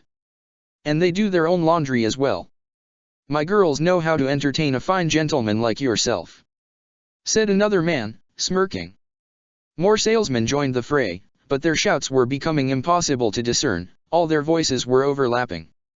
Angela cringed, irritated, and her displeasure increased further when the salesmen began leaving their booths to approach Sokka, smiling at him and beckoning him to buy one of their slaves. Angela could tell there was little to nothing she could do under these circumstances other than fleeing. She grabbed one of Sokka's crutches and she pulled him through the crowd as quickly as she could in order to shake all those men off them. The salesmen kept yelling despite their flight, since they were clearly desperate to get more customers, but Angela ignored them, walking faster to leave them behind quickly. "Didn't I warn you this would happen? You drew too much attention to yourself," she growled angrily, once they were outside the slave salesman's range. "What did you expect me to do, really?" said Sokka, gulping. "I've never been shopping in the Fire Nation before. I thought you guys were dignified and noble. I never figured they'd jump on us like a hunter after its prey." "Clearly, you underestimated how desperate they were to make a sale," said Angela, only letting go of Sokka's crutch once they reached a relatively empty spot within the packed market. "Well, what should I do, then?" said Sokka, grimacing. "If I just buy the first one that comes along, how will I know if he can cook?" Angela sighed and rolled her eyes. Sokka looked at her, apparently desperate to find a solution to his predicament. "Asking these men about their slaves' traits won't get you anywhere, in case you haven't realized that already," she grunted. "They'll cheat you off and you won't even know they did until you discover your servant can't even wipe his own butt after going to the bathroom." "Well, I can't deny it could happen," muttered Sokka. "But hey, slaves are humans too. They have their own voice. If I talk to them directly, they might tell me what their true talents are. I doubt they'd lie about them." "Can you tell when people are being dishonest, though?" asked Angela, raising an inquisitive eyebrow. I think I might," said Sokka, shrugging. "Can't be so hard, can it?" Angela sighed and glared at him. She suspected he had no clue on how to tell apart a liar from a goody two-shoes, but she couldn't deny his idea wasn't so bad. She doubted these slaves would be as chatty as her gladiator, but they'd likely talk to Sokka if he addressed them directly, as long as she provided a distraction so he could approach them. "Fine," said Angela, frowning. Sokka was taken by surprise by her quick agreement, yet he could see in the glint on her eyes that she was concocting a plan of some sort. "It can't be done so easily, though. I'll have to divert the salesman's attention for as long as I can manage. In the meantime, you can sneak into a booth when nobody's paying attention and get yourself a slave. Make a gesture of some sort once you find the right one and I'll buy him." "Huh, that should work," said Sokka, nodding. "But now I think about it, it's weird. How come didn't they notice you were the princess when they saw you?" "They're like leeches, Sokka," said Angela, sighing. "The one pointing at slaves was you, and they took your gesture as a sign to identify a possible buyer. On the other hand, they might have missed my identity because the princess doesn't stroll around the marketplace without her palanquin or an assortment of guards. Fact is, the princess hardly ever comes to the marketplace at all. They didn't realize who I was both because they were too busy pestering you and because of how unbelievable my current circumstances are." "Huh, so, if you go out there now, they still won't believe you're the Fire Lord's daughter?" asked Sokka, raising an eyebrow. "They might. Who cares, really? It'll only help me distract them further.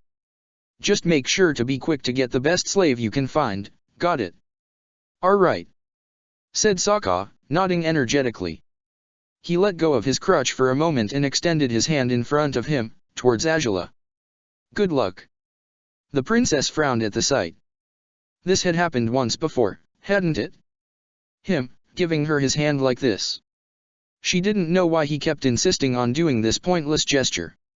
Regardless her discomfort, though, she shook his hand with her own promptly. "Remember, be fast and stealthy," she said, and Sokka nodded promptly as she returned to the slave section of the marketplace. The salesmen, disappointed when their prey disappeared, had returned to their business, that is, until one of them spotted a raven-haired lady eyeing a slouchy slave on one of the stalls. "How much for this one?" she asked, to no one in particular. And naturally, all the salesmen jumped at her, offering her all sorts of different slaves, far more suitable for her standing and needs. But while they all talked at once, one of them frowned and looked at the woman with curiosity and confusion. "That hair, those eyes, that hairpiece. Wait!" he yelled, and everyone else quieted down for a moment, looking at him in surprise. Angela raised an eyebrow as she looked back at the man who was so intent on staring at her. Logic kicked in, though, and the man shook his head in disappointment with himself. No matter how fancy this girl looked, or how authentic the hairpiece seemed to be, there was no way the princess of the Fire Nation would come to a slave market. Never mind, he stated, shaking his head, and the fight to earn Angela's attention began anew. Angela didn't even resist them, she allowed them to lead her from stall to stall, showing her their best-looking slaves. Sokka watched from afar at first, and, once the crowd of salesmen was a little further away, he slid as silently as he could between two booths after making sure their owners were gone.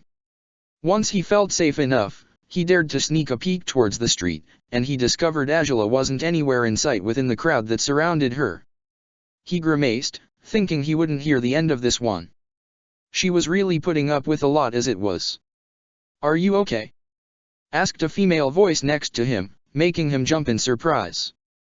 He had been certain he was alone, a stupid thought, truly, seeing how he knew the booths were occupied by slaves. "Oh, no worries, I'm just hiding from those crazy men," said Sokka, smiling casually as he turned to face the girl. She was brown-haired and fair-skinned, although her body was visibly bruised, especially under the chains that held her in place.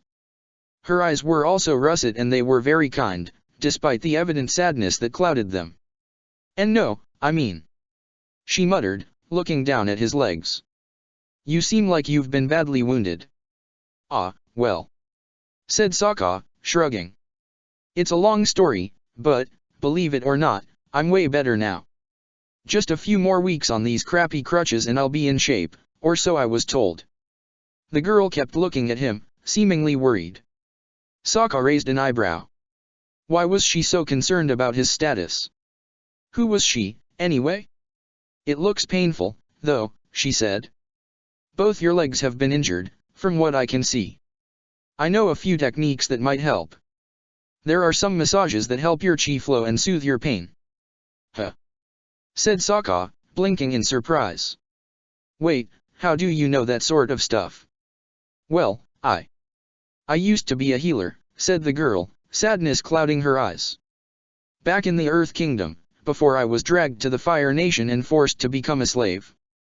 Sokka saw the helplessness on the girl's eyes and felt inexplicably responsible of her right away. There was something about her that reminded him of the way his sister would behave whenever she was feeling down. Can you cook?" he asked, randomly. The girl blinked repeatedly, surprised by his sudden question. "Why, yes, I can," she replied. "I'm not the best cook in the world, but I can handle making a few dishes." Sokka smiled brightly at her then, puzzling the girl further. He left the safety of the booths and let himself out in the open before taking one of his crutches and shaking it above his head, hoping Angela would see it. "Hey! I'm done. Found a good one!" he yelled. The princess had difficulty understanding Sokka's words, but the sound of his voice somehow managed to make it through all the chattering salesmen. Angela walked through them, pushing them away as she looked for her gladiator. Sokka was smiling cheerfully as he waved his crutch several booths away from where she was, and there was an innocent-looking chained girl standing close to him, staring at him as if he were a loon. "Oh, but lady," said one of the salesmen, trying to stop Angela before she headed to where Sokka stood with the slave. The princess ignored him as she eyed the girl inquisitively. "So, you think she'll do?" she asked Sokka, and he nodded promptly. "Yeah. And you know, what you said about how I could help out one person. I think I won't find anyone I want to help more than her," he said, smiling. Angela raised an eyebrow towards him, not quite pleased. The slave girl looked from one to the other, completely confused, and the man in charge of song approached them, his bald head gleaming under the sun. "Oh, I know she's promising, my lady, my lord," he said, looking at Angela and Sokka. "But even though she's still untainted and whatnot, this girl definitely isn't the best I have to offer." Song grimaced at the sight of the man, and she blushed slightly when he said she was untainted. Sokka's eyes widened and Angela scowled at the salesman, clearly displeased by the uncalled-for comment. "I don't care about anything else you have to offer," grunted Angela. "Name your price. Or is it you'd like to hand her over for free?" The man was taken by surprise by Angela's authority. Her glare was threatening enough for him to swallow his intent to make a better sale. Fine, he said, rubbing his chest as he frowned, thoughtful. 10,000, I guess. Angela didn't stop glaring as she counted the money and entrusted the exact quantity to the man. Sokka merely tried to smile enthusiastically at the slave girl, who appeared to have a hard time to keep up with the happenings. The salesman released the girl from the chains once Angela was done with the payment. The princess gestured at both Sokka and the girl to follow her out of the market, and they walked away, leaving many disappointed salesmen behind. So, we're done, said Sokka proudly as he limped behind Angela, smiling. I have my cook now. And you know, she's also a healer. It's why I decided to go for her. She was a very lucky hit, I tell you. Good for you, said Angela, not even half as enthusiastic as Sokka was. Excuse me? Said the girl from behind them, still as puzzled as ever. Both Angela and Sokka halted and turned to look at her. What exactly is going on here? She asked, looking from one to another. I mean, who are you? Who is my actual owner? Well, technically speaking, I'd be the one who owns you, said Angela. Seeing how I was the one to pay for you. But you'll work for me, said Sokka, still smiling. No worries, I'm a nice guy. I'll treat you as equals, because that's what I've been taught people must do with slaves. He smiled at Angela now, and she jumped in surprise. Equals? What, you and me? She said, skeptical. Please. How dare you even think about comparing yourself to me? Why shouldn't I? Asked Sokka, beaming cheerfully. I mean, you don't treat me like a slave, you've helped me out in many occasions before. That doesn't mean you and I are on equal standing, said Angela, with a laugh of incredulity. Please, Sokka. Are you trying to set a new record on how ridiculous you can be? You're just mad because you know I'm right, said Sokka, smirking before turning back to the girl. Angela just doesn't like admitting that she doesn't see me like a regular slave, but don't mind her. She's proud as hell, she's like a nut that's really hard to crack, get what I mean? The slave was staring at them, aghast. From the second she saw he had blue eyes she figured he wasn't a Fire Nation man, but she hadn't quite thought he would be a slave too. What amazed her, though, was the way he spoke with such familiarity towards the person who could be none other than his master, and her name just happened to be Angela. The slave market was, naturally, a place where rumors spread quickly, and word had been that the princess had recently hired a gladiator for herself. And as she looked at the man and the woman before her, everything, including his injuries, started to make sense. And no way, she said, in utter disbelief. Why would the princess? Why, her gladiator? I don't understand. You didn't explain anything to her? Asked Angela, looking at Sokka. Well, I just didn't think explaining was that essential, said Sokka, shrugging carelessly. As thoughtful as ever, said Angela, rolling her eyes. Well, for starters, said Sokka, looking at the girl. Your name is? I'm Song, said the girl, whispering her name as though it were the only stable thing in her life. Song, I'm Sokka, he said, smiling. And this is Angela, Princess Angela. And just as you said it, I'm her Gladiator. Wait, how did you know who I was? I'd heard rumors about the princess having a gladiator, muttered Song, shyly. I just figured, if she was the princess, then you were probably the gladiator. She's smart, see? Said Sokka, smiling. That's just logic speaking, said Angela. Whatever you say, replied Sokka, chuckling. Knowing someone would take care of his meals had improved his mood greatly. Then, what exactly is going to happen now? Asked Song.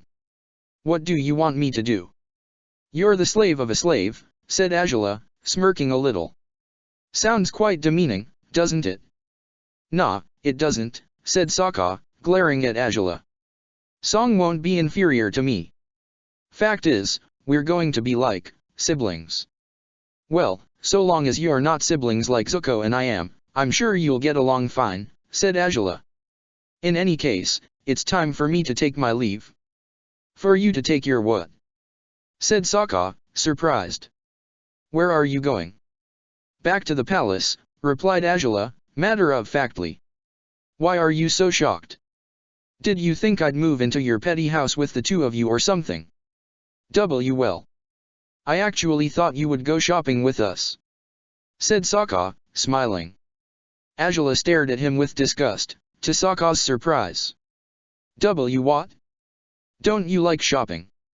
He asked, innocently. I don't, actually, said Azula, her arms folded over her chest. I don't shop. Other people buy things for me. The most I've ever shopped was what I just did to get that girl. With that, she pointed at Song. Song blushed weakly, hardly knowing how to handle being addressed directly by the princess of the Fire Nation. It didn't matter that she disliked the Fire Nation as she did, being so near the princess was beyond intimidating. Her mere presence demanded respect. Which entitles me to ask you to come shopping with us. Said Sokka, beaming. It'll be fun. You're entitled to ask whatever you want to, and I'm perfectly allowed to refuse your proposals, said Azula, glaring at him. You only want me to tag along because you have no money. And you should have some savings, really, because I let you take the winnings from your fight with the Spawn and the Hornet. Hey. Said Sokka. For one, I spent a lot of those first winnings already, and for another one, you were mad at me after the fight with the Hornet and you never gave me the money you promised me. Ah, I didn't. Asked Azula, frowning as she recalled the occasion. Indeed, her anger had driven her to forget completely about that part of their transaction. Well, you had it coming anyway. Bottom line is, I don't have money, said Sokka, his hands on his hips. And I don't want you to spend mine, growled Azula, glaring at him.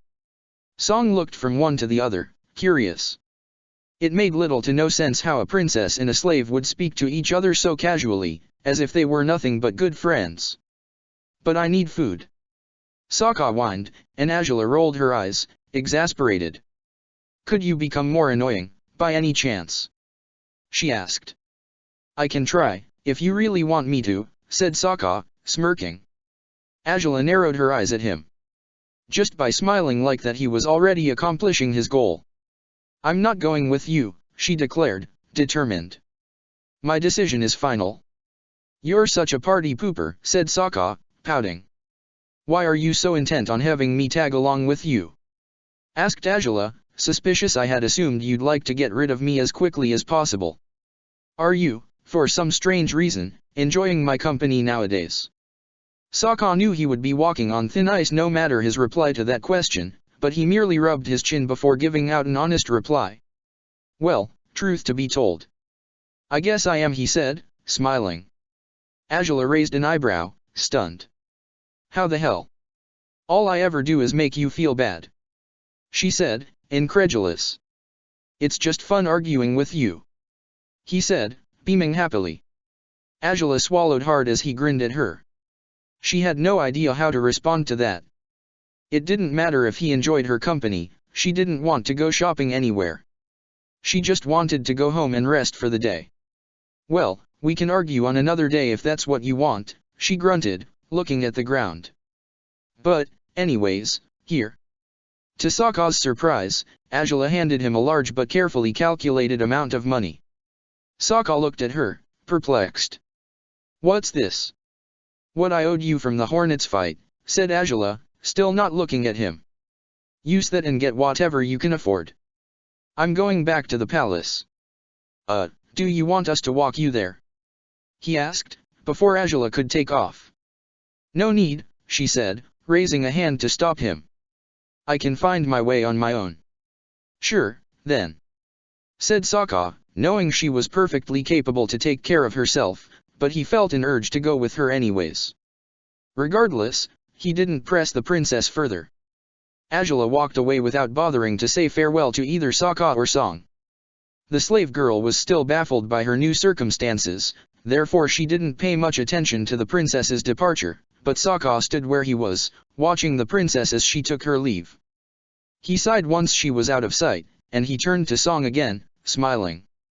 So, how about we go buy some groceries? He asked, beaming. Song still was rather confused by what was happening, but shopping was understandable enough. She smiled back and joined Sokka as they both selected the food they would have for the week. Song was pleased to realize her new master was far nicer than she had expected. He didn't really feel like a master. It was more as if he were merely her friend. His careless and easygoing attitude made her laugh a few times. She couldn't help but wonder why the princess would give her personal slave so much freedom, though. It didn't add up in her mind. She wondered if it added up in theirs. Their ways of thinking seemed to be far beyond her understanding. Sokka dropped on the common room's couch once they got back to his new house. The red fabric was quite soft, allowing him to rest his sore legs after walking so much. He knew that so much exercise would be helpful on the long run, but right now it was merely exhausting. I can help you out later with your legs, if you want, said Song, looking at him from the kitchen. Nah, don't worry, he said, smiling slightly. I'll be fine. There's nothing wrong in letting others help you, said the slave girl, looking at him sternly. Sokka couldn't help but think that even by her nagging she reminded him of his younger sibling. Sokka smiled and agreed for her to help him later, since she was busy fixing up their meal at the moment. As he lay down across the couch, Sokka let his eyes close and he tried to keep his thoughts from straying towards the Fire Nation princess, where they usually went to nowadays. But whenever he stopped thinking about Azula, he was immediately reminded of his tribe. With Song around, he felt even more homesick than before as he recalled the times when his sister would be the one looking after him. Her features reappeared in his mind and he sighed, missing Katara so much that his chest ached. He wondered how she was doing. Had the tribe members gotten over his disappearance? Were they still standing strong against the settlement? But there was one question that had lingered in his mind for quite some time now, and it was, no doubt, the most important question of all: was Katara leading the Water Tribe's resistance? Chapter 23, Southern Water Tribe 1. The icy breeze that coursed through her dark strands of hair didn't seem so cold to her. Life in the South Pole promised you would be often trembling and seeking to raise your body temperature at all times, but she didn't care so much about that anymore. She had to keep warm enough, granted, but she had grown fonder of ice as her heart became colder with every passing day. Perched atop a watchtower, Katara looked at the village with narrowed eyes. Warriors were working half-heartedly on their weapons, women were taking care of the smaller children, elders were sitting by the currently empty fireplace, teenagers were sulking in corners. All in all, the Southern Water Tribe felt sad and empty. Katara, said Hakata, the tribe chief, having climbed the tower to reach her.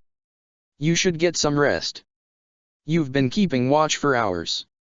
I'm not tired, she replied curtly, without looking at her father as she spoke. She didn't care if her eyes were surrounded by dark circles. She didn't feel like sleeping. Please, Katara, said Hakata, placing his hand on her shoulder. I can take this shift. Take a break, please. For me. Katara sighed and looked at her father.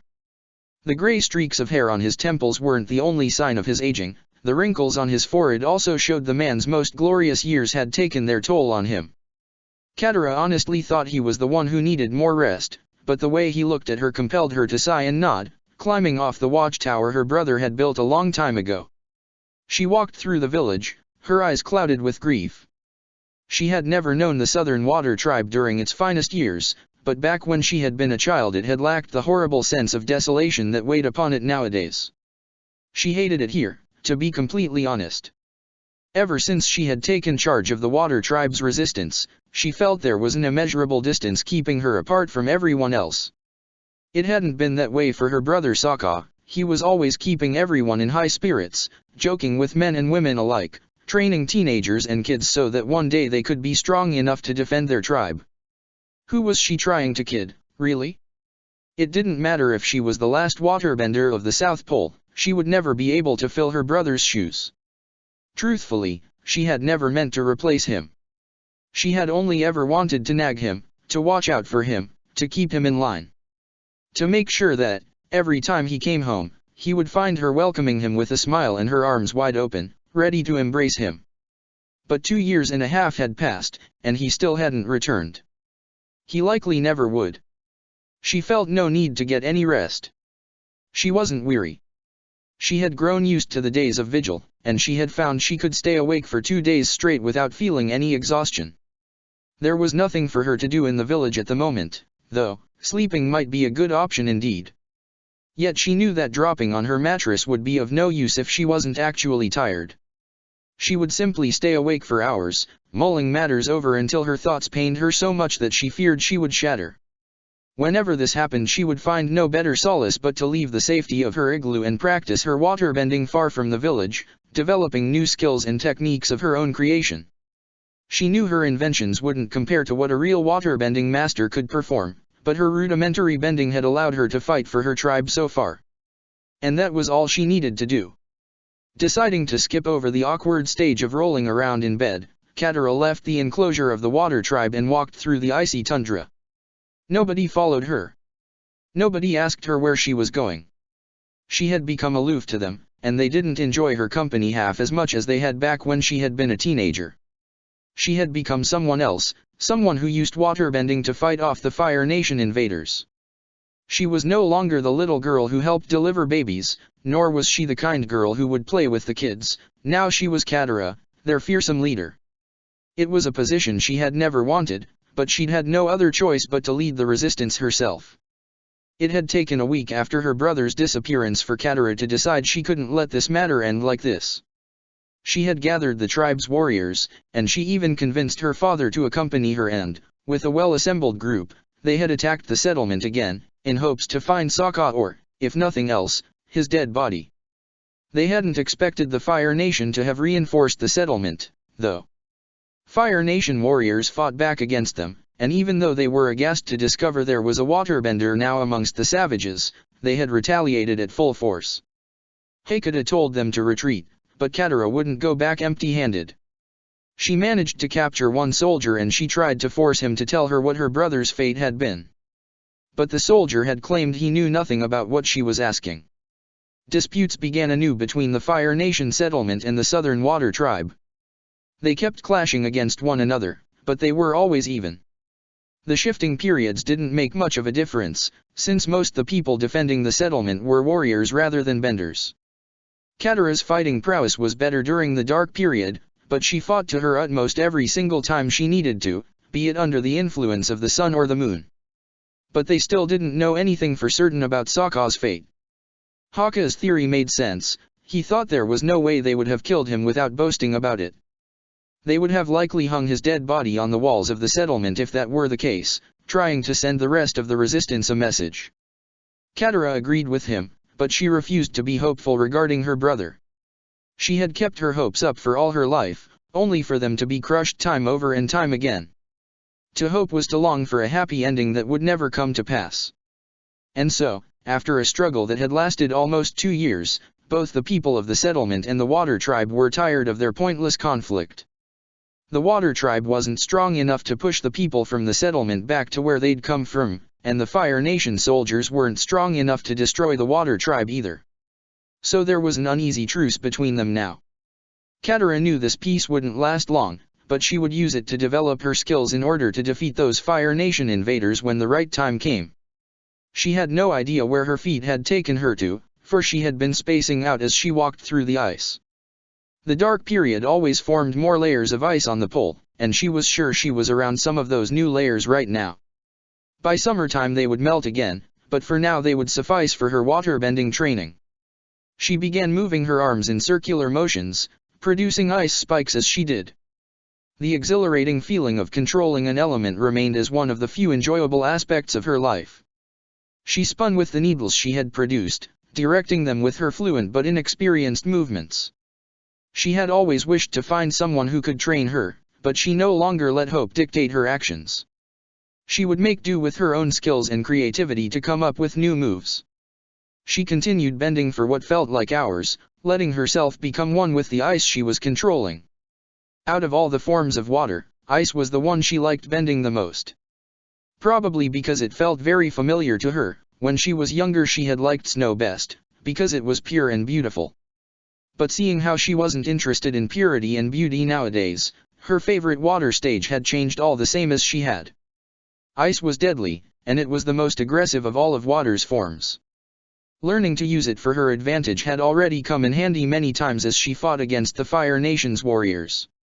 She stopped bending for a moment and glared at a large ice mound in front of her. She needed to master new skills. It was necessary for her to do so if she wanted to change the odds of their struggle against their enemies for good.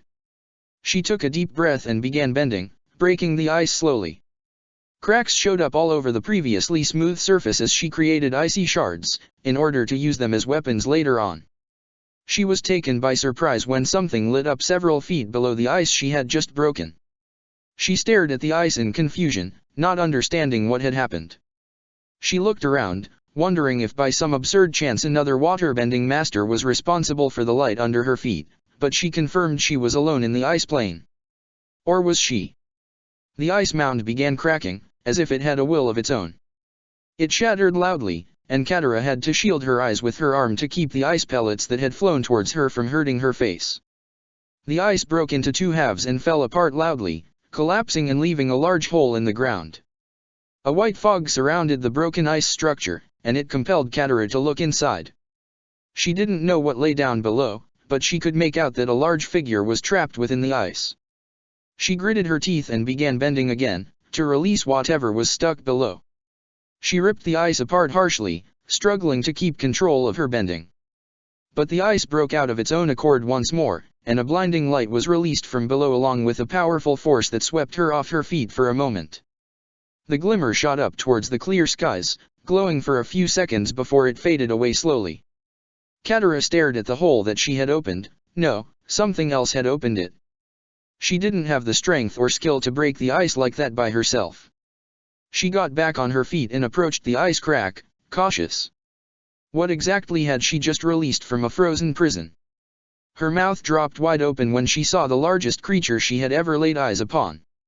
Its fur was mostly white, although there were also brown hairs that formed an arrow over its huge head. She had never seen an animal like this one.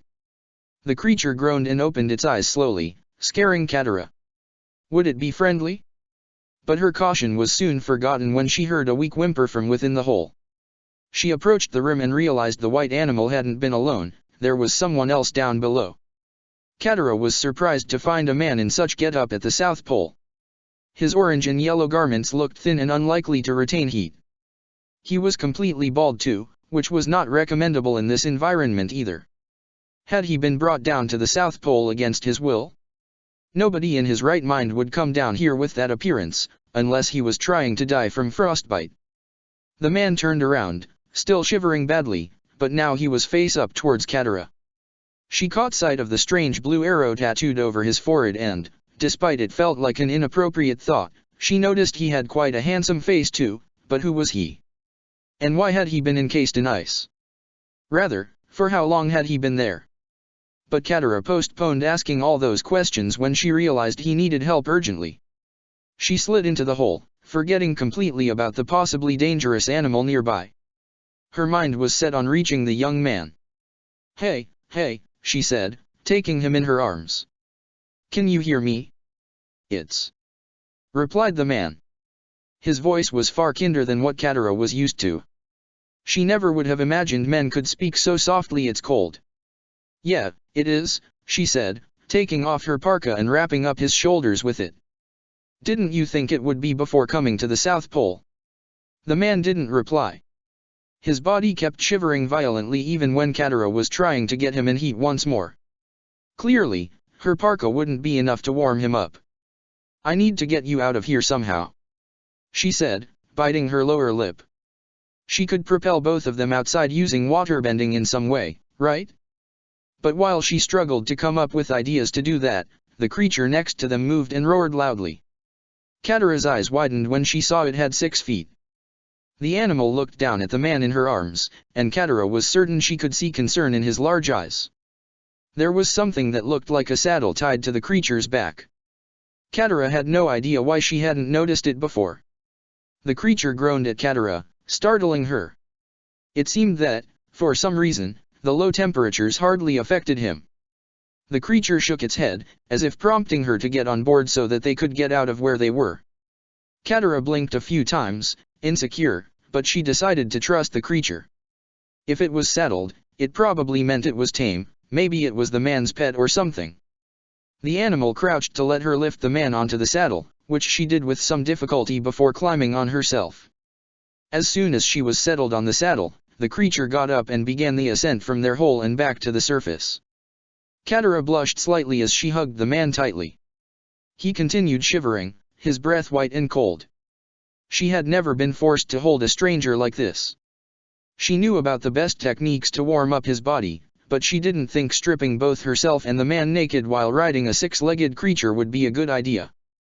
Once the animal had made it outside the crevice, it seemed to wait for Katara to guide the way. She realized there were reins tied to the animal's horns and she grasped them, pulling towards the direction where her tribe stood. "This way, big guy," she said, and the creature replied with another groan. Katara wasn't used to working with animals, but she was pleased to discover it wasn't as hard as she feared it would be. The creature seemed quite docile. Katara hugged the man again, looking at him intently. He had to be around 18 years old, give or take, or perhaps a little older, depending on how long he had been frozen within the ice. But he was freezing. If she didn't manage to get him in warmth quickly enough, he might not survive. To her relief, it didn't take the creature too long to reach the village, but the rest of the water tribe people didn't share Katara's sense of relief once he arrived. Many of them screamed when they saw the animal from afar, and several warriors came out, ready to attack if the beast happened to be hostile. "Don't!" yelled Katara, surprising the men just as they had been getting ready to throw their spears at the furry animal. They hadn't noticed the creature was saddled and carrying 2 passengers with him. "Everything is all right. I found this creature in the ice, and also..." That's a sky bison, Katara," said her grandmother, Kunna, looking at the animal with reverence. Katara's eyes grew wide at the revelation. A sky bison, encased in ice? How did that happen? Well, she'd have time to seek out those answers later. She had to tend to the man in her arms first of all. "Good to know, Gran," she said, once the bison halted. "But there's something more important than that right now." Everyone watched with wide eyes as Katara climbed off the saddle with the young man in her arms. Several warriors dropped their weapons and helped her with her endeavor. The man tried to open his eyes when he was carried down, but he felt too weak to deal with the world at the moment. There was nothing he could do right now other than sink into unconsciousness once again. He felt warmer when he came to. A fire was crackling nearby, although it took him a moment to place that familiar sound. He had been tucked under some thick covers that felt like animal fur. He cringed at the thought. Where am, what's? He mumbled, struggling under the heavy furs. "SHH, he heard an unknown voice nearby. It took him a moment to realize it was a female voice. "You're going to be okay. We're going to make sure of that." What was? "What happened to me? I wish I knew. I found you frozen cold, deep in the ice. I was actually hoping the one to tell us what had happened would be you. I don't. No worries, though. If you're not strong enough, there's no need for you to speak. But, can I ask what your name is?" His name, that was something he could remember, right? It was there, teasing him just like all those things that had slipped off his mind after being frozen, things that were only starting to make sense now. The knowledge was right in front of him, he only had to try and seize it, and, by doing so, he began recalling who he was. "I'm Ain," he replied, breathless, as if the mental effort to recall his name had exhausted him. "Why you? Oh, sorry. Where are my manners? I'm Katara. I'm a member of the Southern Water Tribe." "The Southern?" muttered Ain, frowning. Yes, the Water Tribe." Things were coming back to him slowly. He had been training, learning waterbending. Toki had been teaching him the advanced set and he had told him he would be ready for his test soon. Yes, everything was starting to return to him. He felt someone lift his head and place it under a cushion of some sort. Then he felt a hot, salty liquid seeping into his mouth. The soup he was being fed would have never been his first pick if he had gotten away with selecting a meal, but he swallowed it regardless. Once he realized he wasn't being fed with any instruments, he made the connection in his mind. A waterbender, right? Yeah, said Katara, smiling slightly. Aang's eyes were still closed, so he missed her grin. You need to eat this, Aang. It'll help you get better. I have no idea how long you spent frozen, but it's a miracle you survived. And we can't let that go to waste, can we? Sure, replied Aang, and Katara bent another handful of soup to his mouth. He grimaced again, swallowing with difficulty. It felt as if he hadn't eaten anything in over a century. They continued with the feeding process until Aang asked her to stop. It seemed he couldn't handle eating that much at the moment, and Katara didn't insist.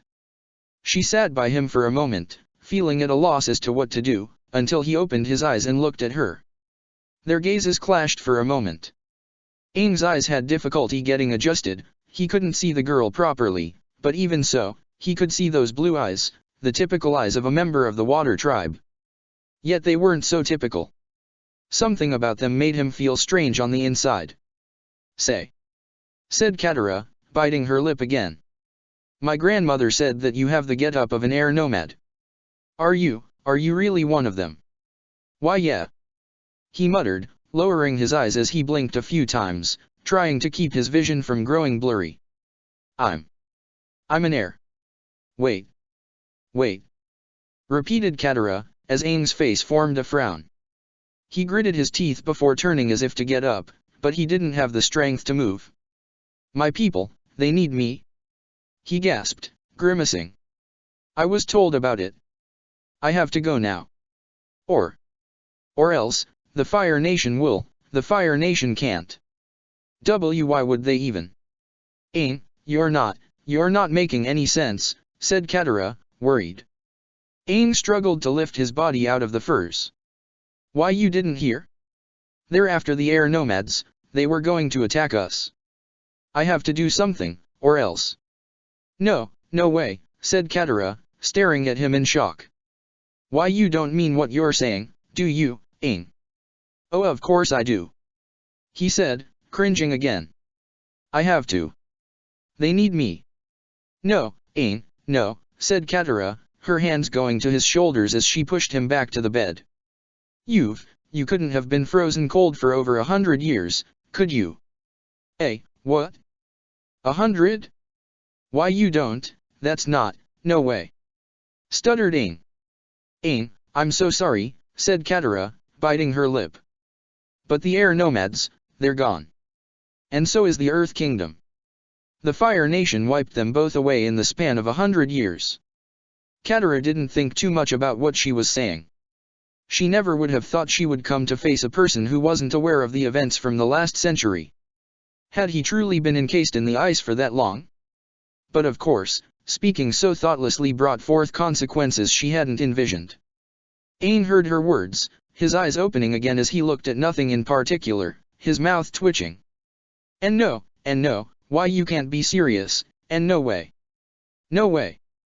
He shrieked, with more energy than Katara would have expected him to. Where had he found the strength to shout when he hadn't even been able to keep his eyes open? She stopped trying to make sense out of his outburst when she realized the nomad's tattoos were glowing all of a sudden. His eyes also lit up as his lips curled back and his teeth formed a snarl. He seemed infused with powers Katara couldn't even start to comprehend what was going on. That glow, it was the same light that had appeared back when he had been frozen. He began levitating, frightening her when he did. Wind began blowing inside the igloo, scaring Katara. It seemed the air nomad was an airbender, and a waterbender too, judging by how the ice below them began melting and water began spinning around as wildly as the wind, and Katara knew for certain she hadn't been the one to conjure that. Katara! Yelled her grandmother, who had been just outside while Katara tended to Aang. People were beginning to notice the ruckus within the chief's igloo. It was hard to miss that the ceiling was breaking down. Aang was wrecking it with his bending as he floated, his body alight with grief. Katara, get away from him! Yelled Hakata, running into the house and trying to reach his daughter, even though the strength of the gusts pushed him away. For reasons she couldn't quite understand, though, Katara wasn't as badly affected by the uncontrolled airbending Aang was currently performing. She pressed her teeth tightly together as she took a few steps forward, towards him. Her hand reached out for his, and she began pulling him down to the ground again. As she did, she realized there were tears streaming down his face. He was crying. She had truly been tactless, hadn't she? Aang's glow dimmed as she pulled him in for a hug, begging him through whispers to forgive her for speaking so rashly. He began sobbing silently, his weak hands seizing the front of her parka as he wept for the fate of his people, whom he should have saved. Hakata and Kunna watched them from the threshold of the room, ignoring the way the ceiling had collapsed after Aang's outburst. Their eyes were set on the man Katara was holding, and they both were starting to realize who he was. That glow, and the fact that he could bend both air and water, led them both to the same conclusion. That kid was the Avatar. It took a week for Aang to recover. Most the people of the village were unwilling to approach him after his reaction when he heard about what had happened to his people. Hakata had dealt with fixing the igloo's roof with Katara's help while Kunna took care of the newest arrival to the tribe.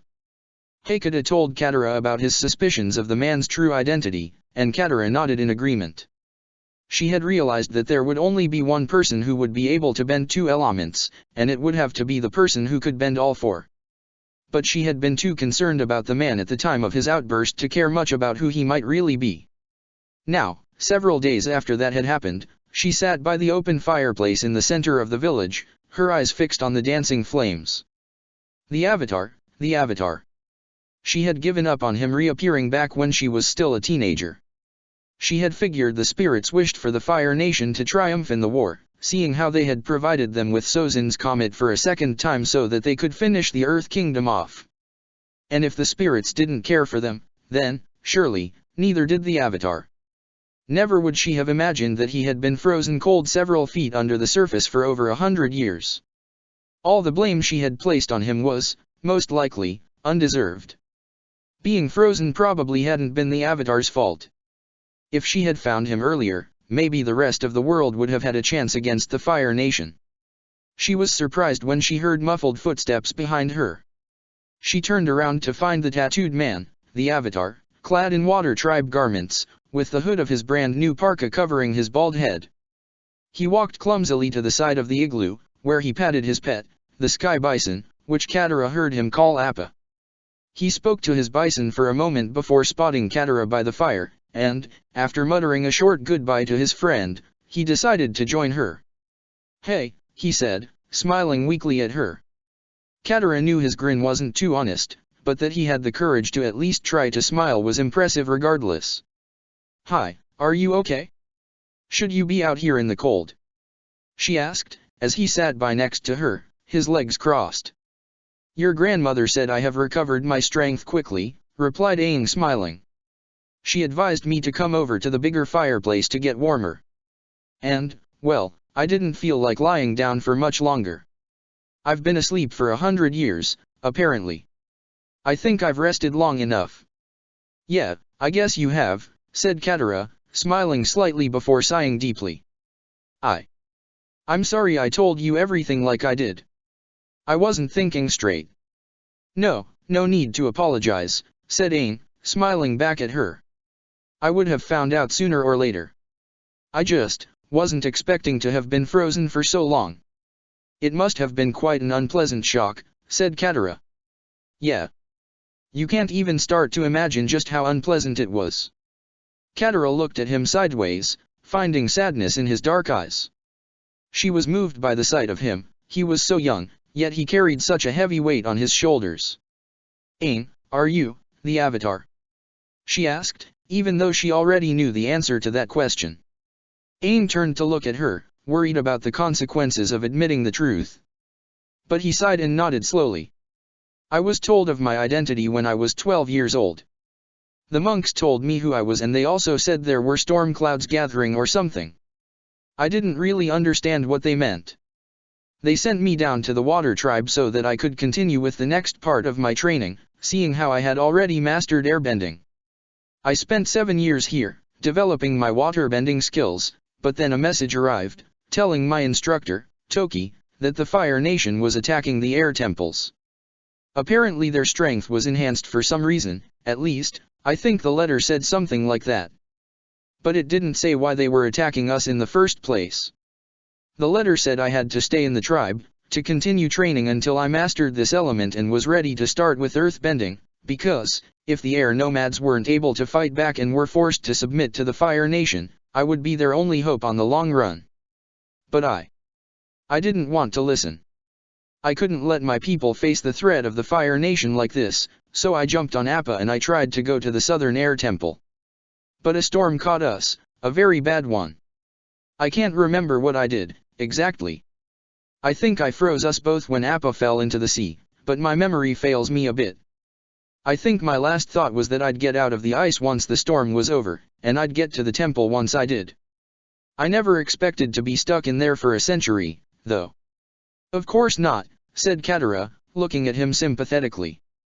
But, say, why were you dressed in air nomad garments? Had you worn those clothes during all the years you were here? Not really, said Aang. But I wanted to wear the clothes of my people when I returned to them.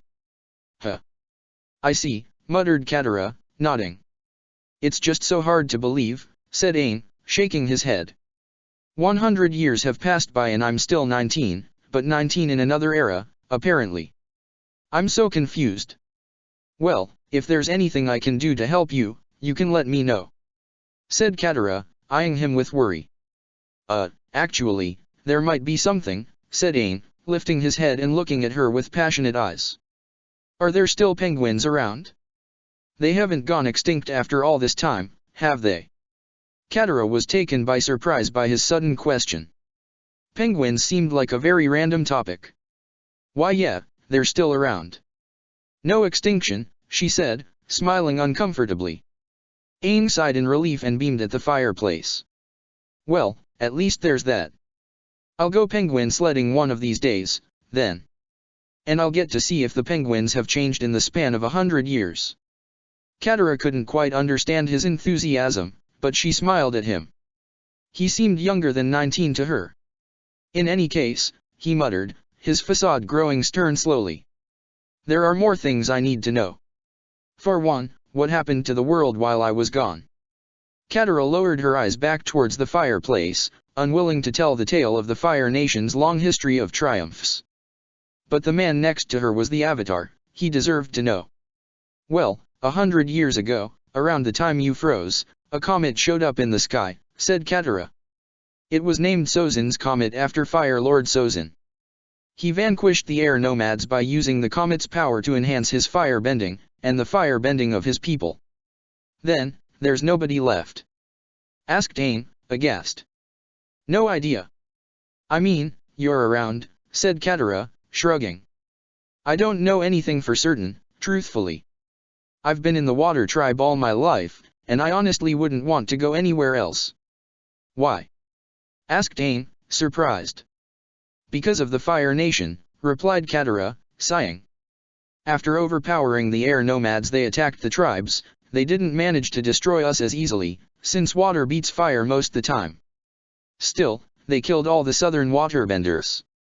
They slaughtered them because they knew that, if the waterbenders stood up against them, the Fire Nation wouldn't have a chance at winning the war. After that, they went to the Earth Kingdom.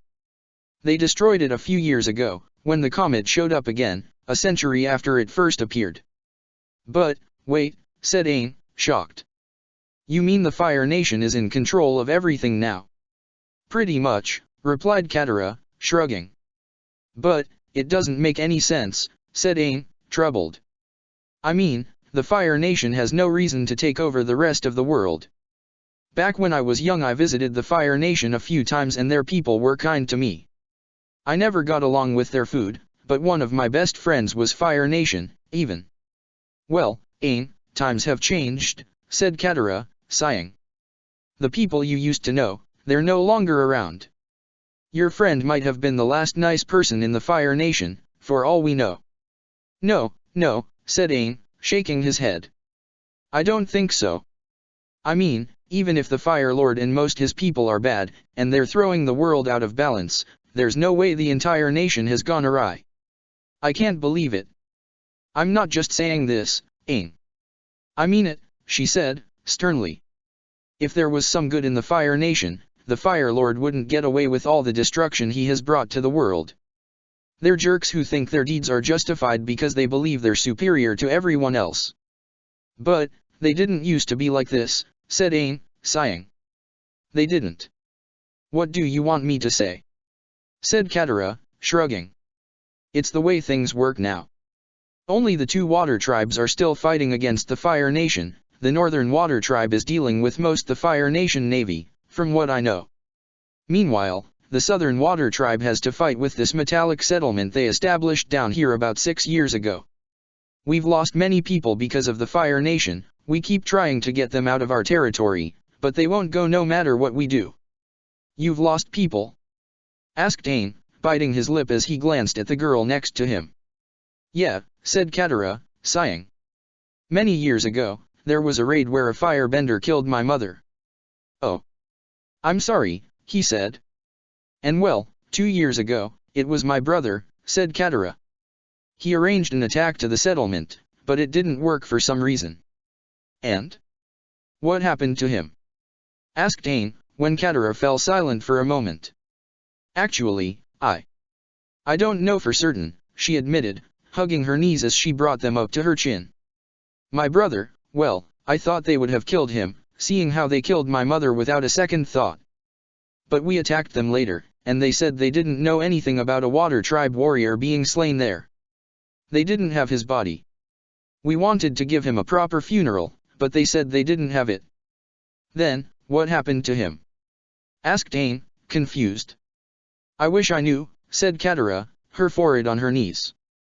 My father said he might have been captured, but I don't know if the Fire Nation would have bothered taking him prisoner.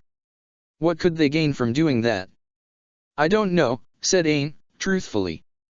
But maybe they're not as ruthless as you think. He might have been captured and perhaps he escaped somehow. No, Aang, said Katara, shaking her head. I'm done with that. No more hoping, no more dreaming, no more thinking about what could be if the spirits were kind to us. The world is as it is, and hoping for it to be otherwise is just asking to get disappointed. Hey, there's no need for that, said Aang, his hand on her shoulder. The monks taught me many things, and one of them was to never give up hope. If you give up on your dreams, you're making sure they'll never come true. That's only true for things you can control, Aang, said Katara. Sokka's fate. I have nothing to do with it as I am. There's nothing I can do for him. And hoping pointlessly for him to be alive, you're pretty much asking for me to mourn him twice. I lost my brother once already and it was the most painful period of my life. Losing him again, deluding myself in hopes that he'll return here on his own somehow, it would be a fool's errand. My brother's gone, Aang. The only thing I can do about it is accept that and keep fighting against the Fire Nation in every way I can. Aang sighed and nodded, giving up. Maybe one day she'd change her mind. Looking at her right now, Aang realized she was truly beautiful. Her hair was quite pretty, and her eyes were dazzling. The color of her skin also mesmerized him for a moment. When had he last met a pretty girl close to his age? When had he met a girl his age at all, actually? He had met several nuns, and he had traveled the world a few times, but for some reason, he never got to meet younger girls. He was thankful for that, though. If he had met a beautiful girl back then, he was certain she wouldn't have survived to this day, and it would crush him if that were the case. But he had no need to fill his mind with ideas of what might have happened. He had to focus on doing whatever he could about the world as it was right now. Are you guys still fighting against the people from the settlement? He asked, raising an eyebrow. Yeah, but it's no use, said Katara, sighing. We're evenly matched. They've got soldiers well trained and ready to kill their enemies. Our warriors are good, but not that good. I make up for it, though, since I'm a waterbender, but I'm the only one left. Those raids I mentioned to you before, well, they were done in order to wipe out the waterbenders. They never heard about me bending, I think, so that's why they didn't try to kill me back when they sent those raids. And have you mastered waterbending by now? Asked Aang, surprised. No, actually, no, she said, sadly. The South Pole hadn't had waterbenders in about 10 years until I was born. There was nobody to teach me any forms. My grandmother recalled a few movements from the waterbenders she had known back when she was a kid, but mastering a couple of forms wouldn't have been enough for me to become a master. I've made up a few moves, but I'm definitely not half as powerful as the waterbenders of old. Aang blinked a few times before smiling cheerfully. Katara was surprised by his grin. Why are you smiling at me like that? Just thinking, you can become a better waterbender, he said, still smiling. I trained under a powerful southern waterbending master, and I'm pretty sure I could teach you a move or two. Katara's eyes widened in disbelief. You would teach me? She asked, her eyes glowing with an emotion she had discarded a long time ago, hope. Aang beamed as he saw her lips forming a smile. He nodded promptly as she began laughing with joy. I'll be taught to waterbend by the Avatar. This is the sort of things that I could only ever dream about, said Katara, smiling broadly. Aang couldn't help but laugh too. The girl was pretty when she was hopeless and moody, when she laughed she was absolutely beautiful. You have no idea how much that would mean to me, Aang, said Katara, looking at him gratefully. He chuckled lowly and smiled. I think I can imagine, he said, smiling. You never thought the day would come when you would actually have a chance to learn waterbending from an almost master, did you? No, I really, never, said Katara, chuckling. You're just... I really can't thank you enough, Aang. No worries, he said, shrugging carelessly. You can pay me back for the lessons by not discarding hope, no matter how desperate the situation seems to be. If you stop hoping, you'll stop living, Katara.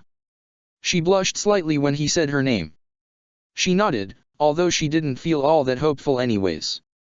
It was one thing that her random wish to find a waterbending master would come true, but it was something really different for her brother to be alive. She hated the Fire Nation too much to trust them to spare Sokka's life. Aang realized she hadn't quite complied with his request, but he knew he would have more chances to give her hope. Maybe one day he would take Appa for a ride and they would go looking for Sokka. Because Aang knew nothing about him, but he could tell that Katara loved him dearly, and he knew Sokka loved her, too. A Water Tribe man who knew his family was awaiting him would never leave them longing for him for more time than necessary. He was likely facing some hardships, but he would come back to his family, Aang knew he would. Because just as Katara was missing her brother so badly right now, Sokka was probably out there somewhere, missing his dear sister as well. Chapter 24, Kyoshi's Air Savage Hook 1. He gasped for air, a smile playing in his lips as he enjoyed the situation thoroughly. Jolts of pleasure ran all over his body, a gentle tingle that translated into arousal, spreading from the tip of his fingers and all the way to his toes. His partner was working him in such a powerful, steady way that he was unable to do anything but sigh, lost in bliss as he was. He had never been through a ride as intense as the one he was enjoying right now. His teeth were gritted and he tried to keep his groans to himself, no matter how difficult it was. His naked body shivered slightly whenever the tongue playing with his manhood slipped towards his most sensitive spots, increasing his excitement effectively. He could say for certain that nobody had ever devoured him in this manner before. Who might it be, then? For some reason, he didn't know. It made little to no sense to be on the receiving end of a blowjob without knowing who was providing it. He lowered his eyes curiously, just to catch a glimpse of the anonymous pleasure giver who was working all the way through his shaft. His eyes snapped wide open when he saw that curtain of black hair. Her head was tilted down as she delivered oral pleasure to his member, so he couldn't see her face clearly, but it wasn't hard to guess her identity.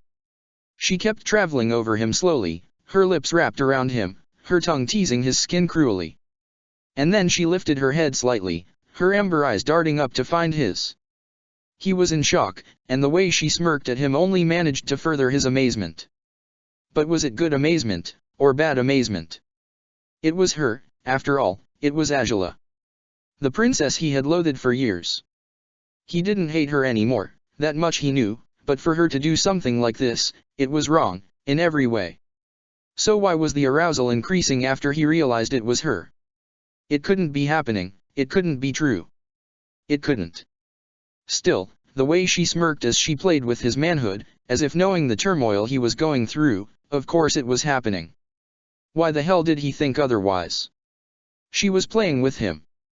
torturing him as she brought him into her field, making him lose himself in the insanity of that complicated relationship of theirs. And why was he letting her get away with it? Because there was no stopping it, clearly. He could do nothing to keep himself together. A familiar thrill ran through his body as he got closer and closer to his finish. Still, the arousal was rising much higher than its usual peaks, probably because he was dealing with her. The more he thought about it, the less he believed it. She was driving him towards an unknown edge, far beyond the limits he had known in his life, and he couldn't do nothing other than submit to her. Sokka woke up with a loud gasp, sitting up in his bed as he panted, sweat running down his body. He did nothing but take deep breaths as he tried to grasp terms with reality. That dream had been so vivid he hadn't realized it was merely that. Not often did he realize his dreams weren't real, but this hadn't been like his usual dreams. Because he had dreamt about Angela in quite an undignified manner. The thought made him blush and grimace at the same time. How had he dared? Was he insane? Angela, of all people, Angela. His sponsor. The woman he had loathed for 2 years straight, whom he had wanted to kill painfully. And he had dreamt about her doing something as degrading as pleasuring him orally. He smacked his forehead several times as he tried to come to terms with the fact that it had been merely a dream. It meant nothing. No matter how real it had seemed, how appealing it had been, how exciting. He stopped in the middle of his thoughts before slamming himself down on the mattress again, yanking his hair with despair. The bulge between his legs made him feel more uncomfortable. As if he needed to feel more uncomfortable. I need help, he muttered, appalled by his thoughts. If Angela ever found out about this, she'd skin him alive. By the time morning broke, Sokka was still unable to get his dream out of his mind.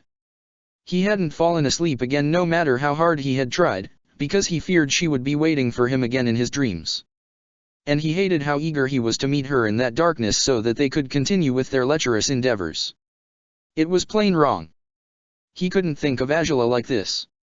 Thus he spent the remnants of the night rolling under the covers, beating himself up for what he'd dreamt about.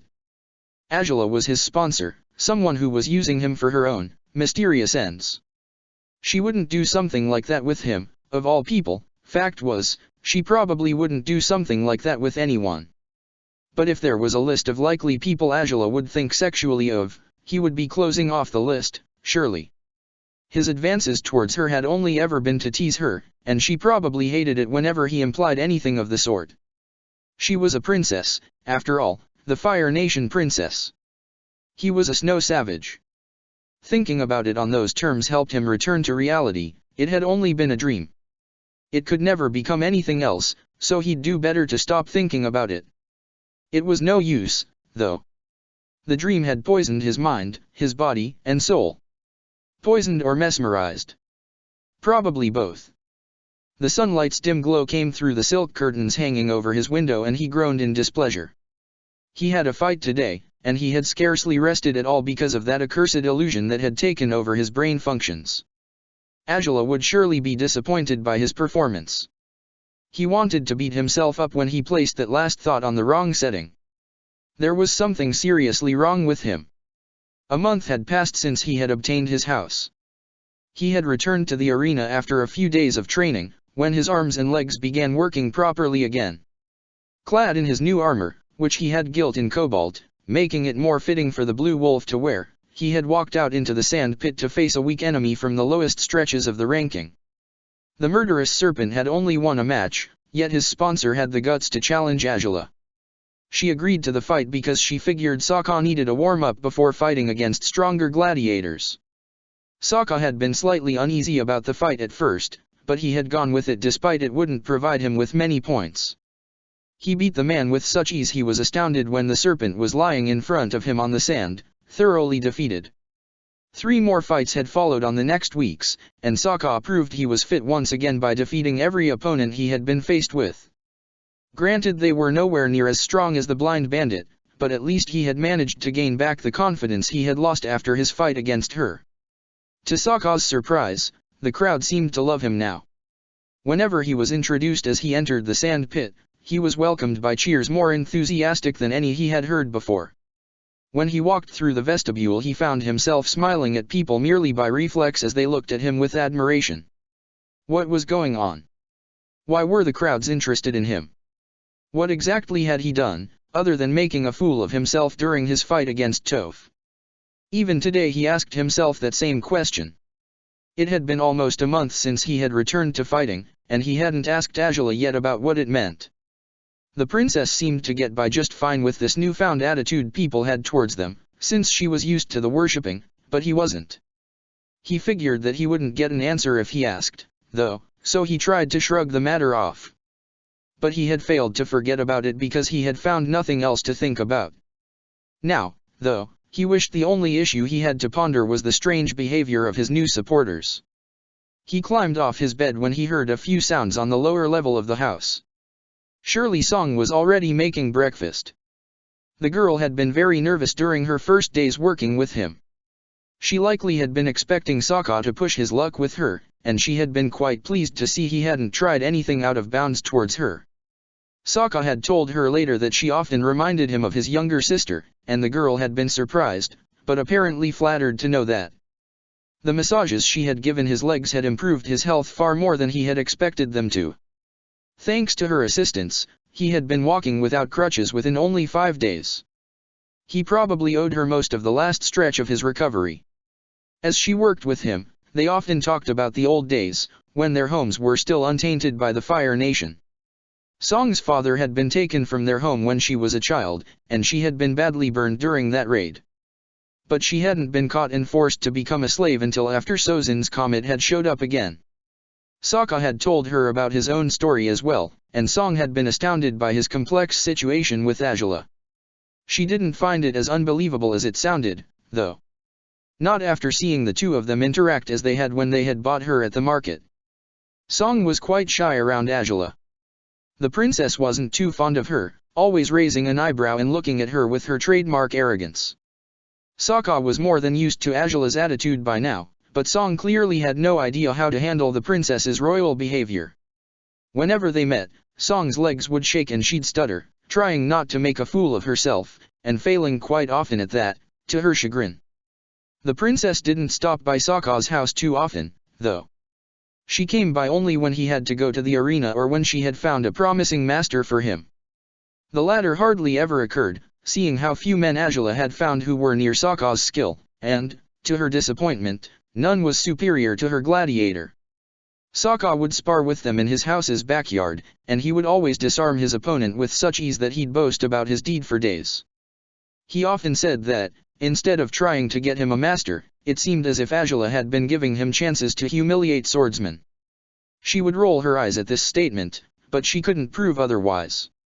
She brought him sword master after sword master, and none of them could hold a candle to Sokka. Regardless, Angela wouldn't stop looking for a master. Sokka was strong, certainly, but nowhere near strong enough. Toph's skills were unparalleled as far as they were concerned, but there were, likely, stronger fighters than her within the ranking. And if Sokka wasn't able to keep up with them, it was unlikely they would spare his life in the way the blind bandit had.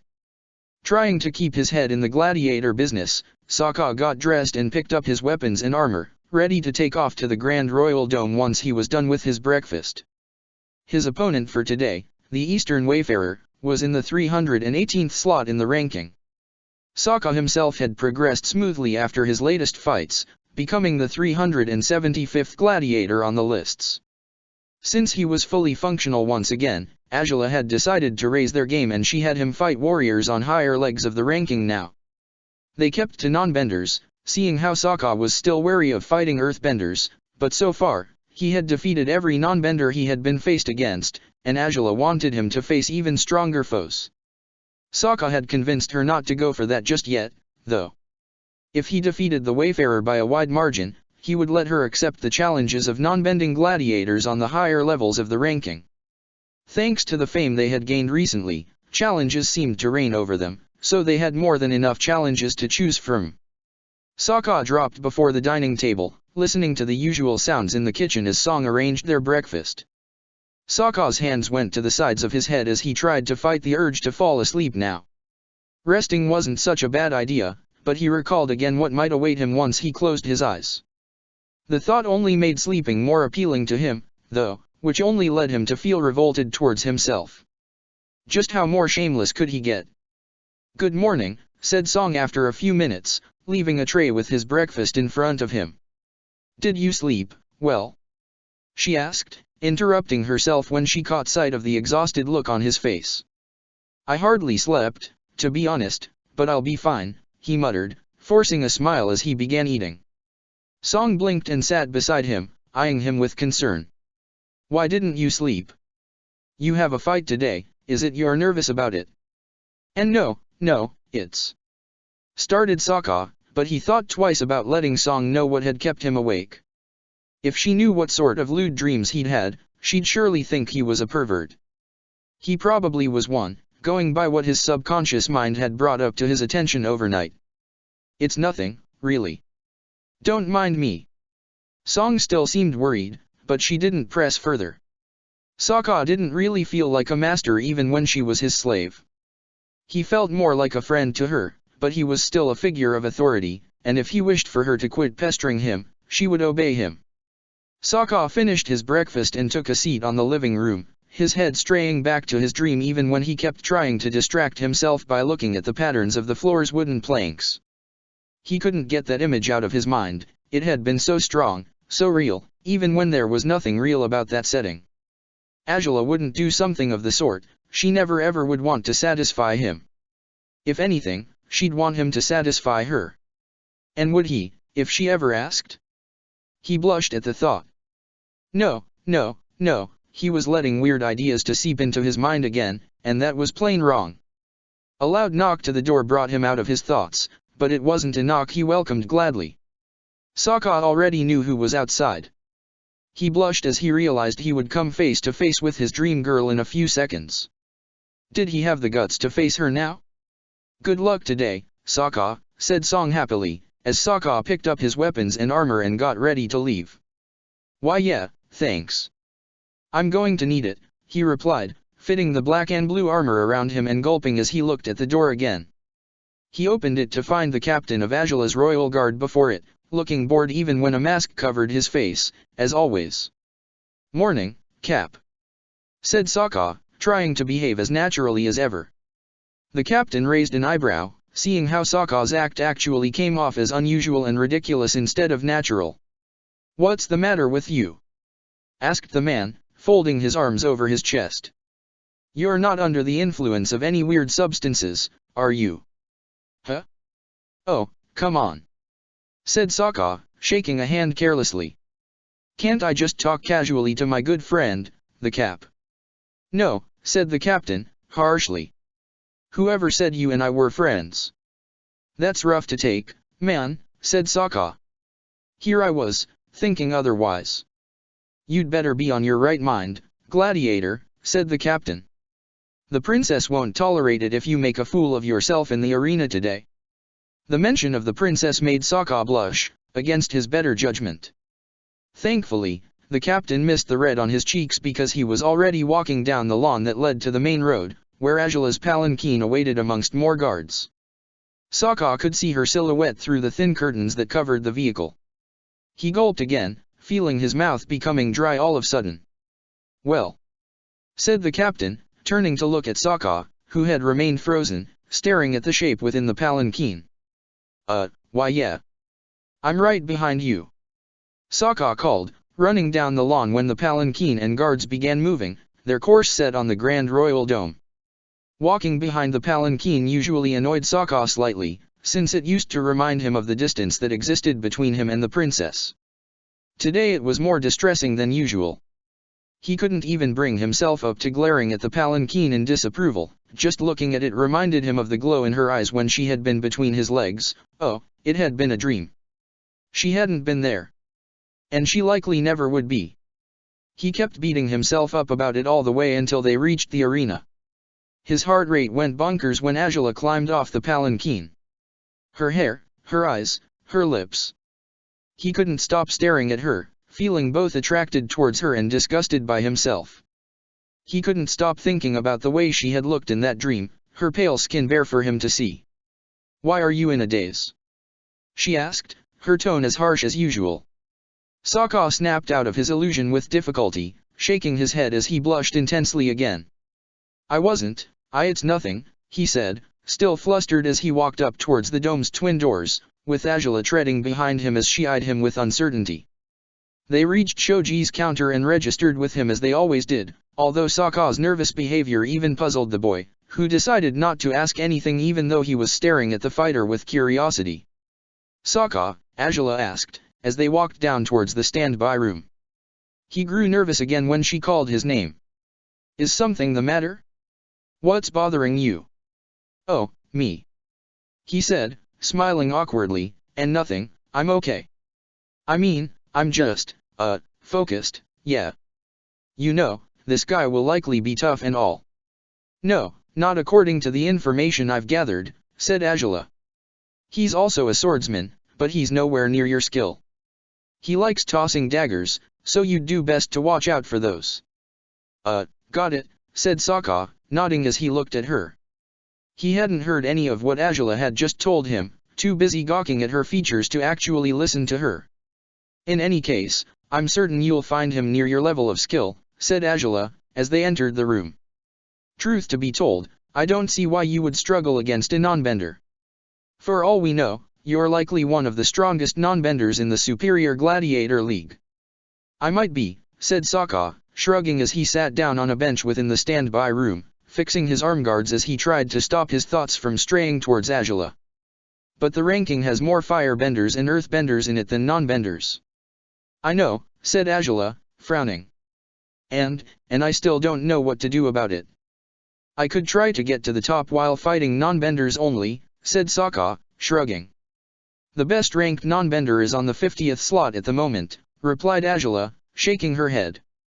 "If we're aiming for the top, you must learn to fight benders as well." "How?" asked Sokka, raising an eyebrow. I don't know," said Azula, sighing. "Still haven't found a good master, I take it," said Sokka, and she shook her head. "It's no use," she muttered. "You're already past the point of having a sword master, I suppose. But you need, at the very least, a sparring partner of some sorts or else your skills will dull. And you need to develop techniques to defeat benders too." "Maybe I just need to study them closely," said Sokka, shrugging. "I mean, after fighting you I managed to handle the spawn, didn't I? So maybe I need to fight against earthbenders to understand how to beat them." "It's a valid point, but how, exactly, would you do that?" asked Azula, raising an eyebrow. "Where do you think you'll find an earthbender to study? I rather doubt the bandit would want to help you with this." "Well, there's not a shortage of earthbenders, is there?" asked Sokka, shrugging.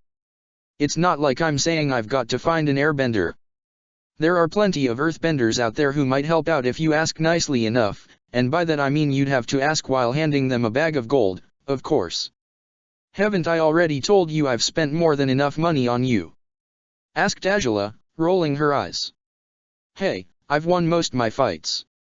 "You've made back some of the money I've cost you," said Sokka, folding his arms over his chest. "Not nearly enough yet, though," said Azula, rubbing her forehead. "You haven't even made up for half the money I had to pay Piandao for training you, let alone what I spent for your house or your slave." Well. "We can discuss our finances later, though," said Azula, turning to look at him. When her eyes were set on his, Sokka found himself gaping at her, his mouth slightly open. After spending more time around her he had gotten used to her beauty, or so he had thought. But right now she seemed more beckoning than ever before. That dream had messed up with his mind in more ways than he could point out. "Be careful out there," she said, her eyebrows furrowed.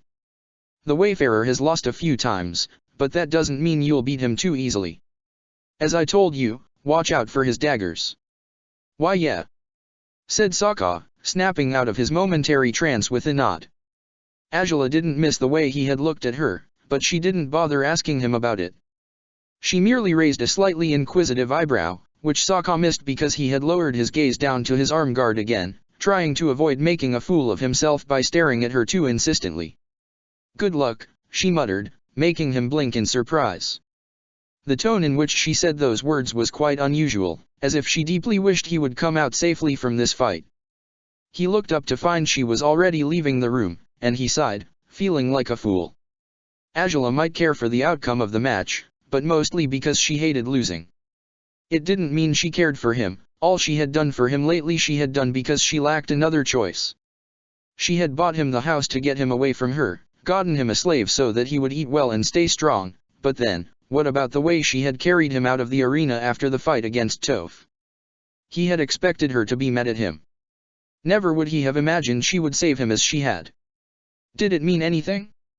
No, of course not. He was flattering himself, as usual. But the fact that she had gotten him the house to spend less time near him bothered him a little. Angela needed a break from him, apparently, while that was the last thing he wanted to give her. Being around her, arguing with her, laughing at her and also feeling like a fool around her, it was much more fun than it should be. And he wanted more of it. The golden grid moved upwards, prompting Sokka to enter the arena amongst hoots and cheers as the announcer introduced him to the crowd. Shortly after, the Wayfarer entered the arena as well. He was a few years older than himself, wearing a helmet and armor fashioned from iron, and holding a sword tightly in his right hand. He seemed determined to win, judging by the expression on his eyes, and Sokka didn't seem to share his drive at the moment, seeing how he was only thinking about his sponsor. Everything else seemed irrelevant when he was thinking about her. "Get ready. Start!" yelled the announcer, and the Wayfarer took a stance, wary. Word of Sokka's skills and unusual way of fighting had spread quickly, and nobody took him for granted nowadays. But the Blue Wolf was anywhere but in the game at the moment. He lifted his hand towards Space Sword, getting it out of its scabbard as he sighed. "You're not going to go for it?" asked the Wayfarer, his voice a little shriller than Sokka expected it to be. "Huh? Oh, hey," said Sokka, apparently snapping out of his thoughts for a moment. "Didn't see you there. How are you?" The Wayfarer looked annoyed at Sokka's careless attitude, something the Water Tribe warrior didn't miss out on. He lifted his weapon a little higher, glaring at him with his green eyes. "How about you open those eyes, then?" he called out, jumping at Sokka with his weapon in tow. Sokka was slightly curious about the man's fighting style. He was, likely, a sword master of some blade technique Sokka didn't know about, but his style wasn't strong enough to challenge the Blue Wolf. Sokka evaded him swiftly, smacking the Wayfarer's buttocks with the flat of Space Sword, making him trip and stagger as he tried to regain his posture. The people at the stands roared with laughter after that move.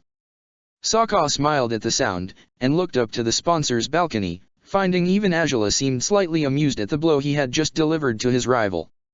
Seeing her smirk like that made him smile clumsily, feeling some ridiculous sense of achievement. The Wayfarer came back at him, tossing the daggers Angela had warned him about. Sokka spun about and avoided them, knocking one of them to the ground with his sword. He snatched his boomerang from his back and tossed it at the Wayfarer, who ducked and avoided it.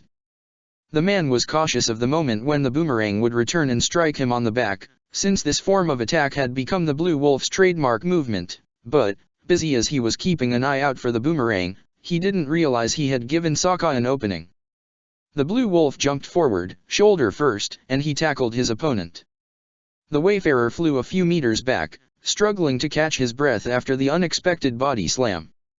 Sokka caught his boomerang once it returned to him and brandished it as his secondary weapon, holding it in his left hand. The Wayfarer stood up, panting, and he drew out one of his daggers, imitating Sokka's double-weapon fighting style. He ran at Sokka again and clashed both his weapons against his, pushing at him. The Wayfarer snarled until he realized the Blue Wolf's mind seemed to be anywhere but in the fight. His eyes kept shifting to the left, where the sponsor's balcony stood. Sokka bit his lip, wondering if Angela would be proud once he beat this guy. A kick to his stomach snapped him out of his delusions. He shook his head, realizing he was letting his newfound fascination with Angela to distract him when he should have kept his mind in the fight. His dream kept coming back to him, making him lose his focus easily, but he couldn't keep going like this. He would lose at this rate. The Wayfarer came in for another attack, but Sokka was ready for it. He ducked at the last second, bringing his boomerang up and slamming it against the Wayfarer's chin painfully, making his helmet fly off his head with the impact. Sokka watched his opponent roll on the ground again after tripping him, and the green-eyed man collided against the arena's well after dropping his sword when he rebounded on the sand. Sokka wiped the sweat of his brow before jumping once again to attack just as the Wayfarer stood up. Sokka pushed him back by pressing his boomerang to his rival's chest, his sword on the tip of the Wayfarer's neck. The Wayfarer tried to balance himself to avoid falling into the deep, dark pit behind him. Sokka could see the fear on his eyes. Would there be something to soften the fall if he were to drive the Wayfarer over the edge of the well? He wondered if there was. Perhaps down below were the corpses of many gladiators who had been killed by their opponents just like this. The Wayfarer's hand shot up, taking hold of the boomerang, trying to retain some balance and avoid falling. The panicked look on his face sent Sokka on a guilt trip for a moment. The fellow really hadn't asked for this much, had he? Please," he said, desperate. Sokka sighed and put away his sword, pulling the boomerang forth and bringing the man back to steady ground. The Wayfarer looked truly thankful, until Sokka smacked his temple with Space Sword's hilt, rendering him unconscious. The crowd roared with cheers again, and Sokka smiled, looking towards the balcony once again, in hopes of seeing the princess beaming down on him proudly. She wasn't looking at him, though. The sponsor next to her was surrendering a bag of money to her as she smirked with that characteristic arrogance of hers. Sokka sighed but smiled, pleased to see his debt to her was being shortened with every fight he won. The announcer declared Sokka's triumph, as expected, and some staff members of the arena came in to drag the Wayfarer out of the sand pit and into a waiting room above so that they could perform a medical check on him. After what had happened during Sokka's fight with the blind bandit, Azula had put her foot down regarding the fighter's safety in the Superior Gladiator League. She didn't merely submit a suggestion for the league's executive chief to take into consideration, she met directly with him and forced him to hire medical staff to check every fighter's health status after the fight was done, and provide treatment if it were necessary. Seeing how she was the Fire Lord's daughter, and also how her recent joining of the league had increased their winnings greatly, her joining of the league had boosted the gladiator business both in the audience and bids. The chief executive agreed with her terms with a panicky smile on his chubby face. Therefore, Sokka had to undergo a medical check after the fight was done. Azula arrived to the waiting room he was in just as they were on the final stretch of his medical check. Azula couldn't help but blush slightly at the sight of her shirtless gladiator, memories of a certain day at Piandeo's house drifting back to her mind, yet she kept a straight face as the two men dealing with her gladiator tested his legs' reflexes, an activity Sokka found pointless, but when he realized Azula had arrived he forgot all about the uselessness of what the physicians were doing. "So, what did you think?" he asked, smiling. "It was an easier fight than expected, huh?" "No kidding," said Azula, surprised by how enthusiastic he seemed. It looked like he wanted her to praise him, judging by the eager look on his face. He was behaving weirder than usual today, definitely. "I suppose this means you can aim higher on your next fight, just as I thought." "Oh," said Sokka. He had forgotten momentarily about how she wanted him to fight stronger gladiators. "Yeah, that's true." "Well, I guess we can look at those big challenges now, then." "No need to be so worried," said Azula. "After your display today, I'm sure you can handle most non-benders easily." "Likely," he said, smiling. She was impressed by how quickly he had finished the fight, but he knew she wouldn't say it out loud. The physicians told him he was free to go, and Sokka clad himself in his usual garments again. Azula secretly wished he would stay shirtless for a while longer, but she remained silent as they exited the room together. "Say, about what we were talking about earlier, about me needing a training partner and whatnot," said Sokka, his weapons dangling on his back. "I think I have an idea." "You do?" asked Azula, raising a suspicious eyebrow. She didn't question Sokka's intelligence, but for him to find a solution to their problems before she did was somewhat unexpected. "Well, I did mention that, back during my fight against the Spawn, fighting against you helped me think of how to fight a firebender, right?" he said. "Yeah, so. And you're likely one of the strongest firebenders around, aren't you?" "Clearly," said Azula, smirking slightly. "Then, by training against you, I can solve my issue of learning how to fight firebenders," he said, smiling. "I only would need to find an earthbender to train with, as I said before." And what about your regular training against non-benders? Asked Ajala, raising an eyebrow. Or do you think you don't need it after what you did just now? Sokka allowed himself to smile proudly for a moment, pleased to hear her ask that. No, as you said, I should keep my abilities well honed, he said, smiling down at her. Ajala's eyebrow went even higher. But you know, that can be solved in a simple way too. I mean, all I really need is another swordsman to train with. Yeah, that's what you need, so? Asked Ajala. What's your point, Sokka? Well, I was thinking, how about you do it? He asked, smiling innocently. Ajala stopped on her tracks just as they were about to reach the staircase. She looked up at him in confusion, not quite grasping what he was trying to say. What? She asked, thoroughly confused. Look, I know it sounds weird, said Sokka, chuckling. But you told me you wanted to learn how to wield swords when you were younger and you never got a chance to do it. So I was thinking I could give you that chance, and teach you the things Piandao has taught me.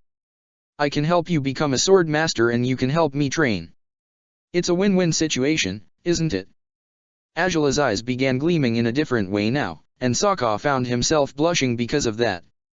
It was odd that he wasn't even thinking about his dream anymore, he was enticed by Ajala just as she was right now. Why you'd really do that? She asked, astounded. Sokka, that would be a dream come true. He finished, smirking slightly. Ajala couldn't help but smile as well as she shook her head, surprised by his sudden proposal. What's with you today? She asked, looking at him in amazement, something Sokka prized more than she could tell. Well, I just woke up with a new take on life, you could say, he muttered, blushing slightly as he walked down the stairs, hoping she wouldn't figure out his new take had something to do with the delusion of her giving him a blowjob. Ajala watched him go, still impressed. There was something odd about Sokka, but even though before it had been slightly annoying, now it was quite interesting. Why suggest teaching her how to handle swords? She could recall that he had mentioned she was deadly enough with her fire and lightning, so why would he offer to teach her swordsmanship now? She didn't know, of course, that Sokka's deeper intentions were related to the fact that he wanted to spend as much time with her as possible. Having a house of his own had many perks, but he found he missed his time in the palace, when he would see Ajala every day. His dream had served no purpose at first, but eventually he had come to realize he wanted to be near Ajala, no matter in which way. And if she became his training partner, he would have a chance to be close to her very often. Sokka waited for her by the bottom of the stairs and she led the way to Shoji's counter, both unusually content with the other's presence. Shoji eyed them with curiosity, knowing the blue wolf had triumphed, but these upbeat attitudes were something he hadn't seen on either of their faces before. So, you won, said Shoji, smiling. Congratulations, Blue Wolf. You've passed the mark of 1,000 points now. I did? Asked Sokka, beaming too. How many do I have? 1,008, if I did the math right, said Shoji, smiling. Your last fights have been so amazing that people hardly remember your first and only loss. Speaking of which, asked Sokka, his eye twitching. How's the bandit doing? Oh, she's still above you, even after today, said Shoji, grimacing. 1,013, though. You can catch up if you get down to it. A few more fights and you can surpass her. I doubt it, muttered Ajala, taking Sokka aback. Huh. I have the feeling Iroh has probably issued out enough challenges against stronger foes to get his earthbender higher and higher. Likely with gladiators around the 200th position or so. Then we just need to fight someone from the 100th and we'll rise higher than her, said Sokka, pouting slightly. Oh. Ajala looked at him in surprise. You want to try your luck against someone on such higher levels? I don't see why not, said Sokka, smirking. As long as I go against non-benders, of course. Ajala frowned, deep in thought. Would that be too bold of them? Shoji brought their attention back to the counter after clearing his throat. The boy held a couple of challenges on his hands and he held them out for Ajala to take. I'm not sure if you wanted someone higher than these two, said Shoji. But out of the many challenges you've gotten, these two are non-benders and they are highly placed in the ranking. So, maybe one of them would suffice. How about both? Said Sokka, cheerfully, as Azula read the challenges. Huh. She muttered, catching the familiar name on the first sheet. Kyoshi's heir. I recall having spotted her on the ranking before. Yup, when you and the Blue Wolf officially joined the league, said Shoji, nodding. She's 141 right now, so she'd provide you with many points if you beat her. True. Said Azula, looking at the other challenge as well. And the Savage Hook. What's his current position? He's 178 right now, said Shoji, after scanning the ranking quickly. I suggest you take on Kyoshi's heir first, though. Huh? Why? Asked Sokka, surprised. Well, take a good look at the challenge, said Shoji. Do you see anything unusual about it? Azula and Sokka looked down at the paper again, both trying to find what Shoji was talking about, and Azula didn't take too long to spot it. The bid is merely 100 yuans. She asked, raising an eyebrow. Is this even allowed? Well, there are no limits as to what you can bid. Said Shoji, shrugging. But this is ridiculous, said Azula, frowning. Who would want to bid such a low amount of that? Interrupted Shoji. Seems to be the way Kyoshi's heir's sponsor works, from what I've seen. He always sends low bids, and waits for the opposite side to send him a larger bid. He seems to play the egos of other sponsors, making them feel superior because they see such low bets that they end up raising them to ridiculously high levels, expecting Kyoshi's heir's sponsor to be unable to pay up if he loses. But that's the thing. What is? Asked Sokka. Kyoshi's heir is a very skilled fighter, and a very popular one too, said Shoji. Strong, elegant, whatnot. But I took the time to analyze her fights, because I'd noticed the way her sponsor played others on the money game, and guess what I discovered? Whenever the opposite sponsor issues out a challenge with sky-high bids, Kyoshi's heir doesn't fail to win, no matter what she has to do to triumph. But if the opposite sponsor either keeps the bid low, or only raises it a little higher, she doesn't fight to her best. It's why she has lost so many times, because those fights she lost didn't have high bets. So, you're saying her sponsor presses her to fight to her best when the stakes are high? Asked Sokka. No, said Azula, with certainty. He's saying that Kyoshi's heir's sponsor is in this for the money. Exactly, said Shoji, nodding. Her fighting prowess depends on the winnings. But why does he issue out challenges like that, then? Asked Sokka, confused.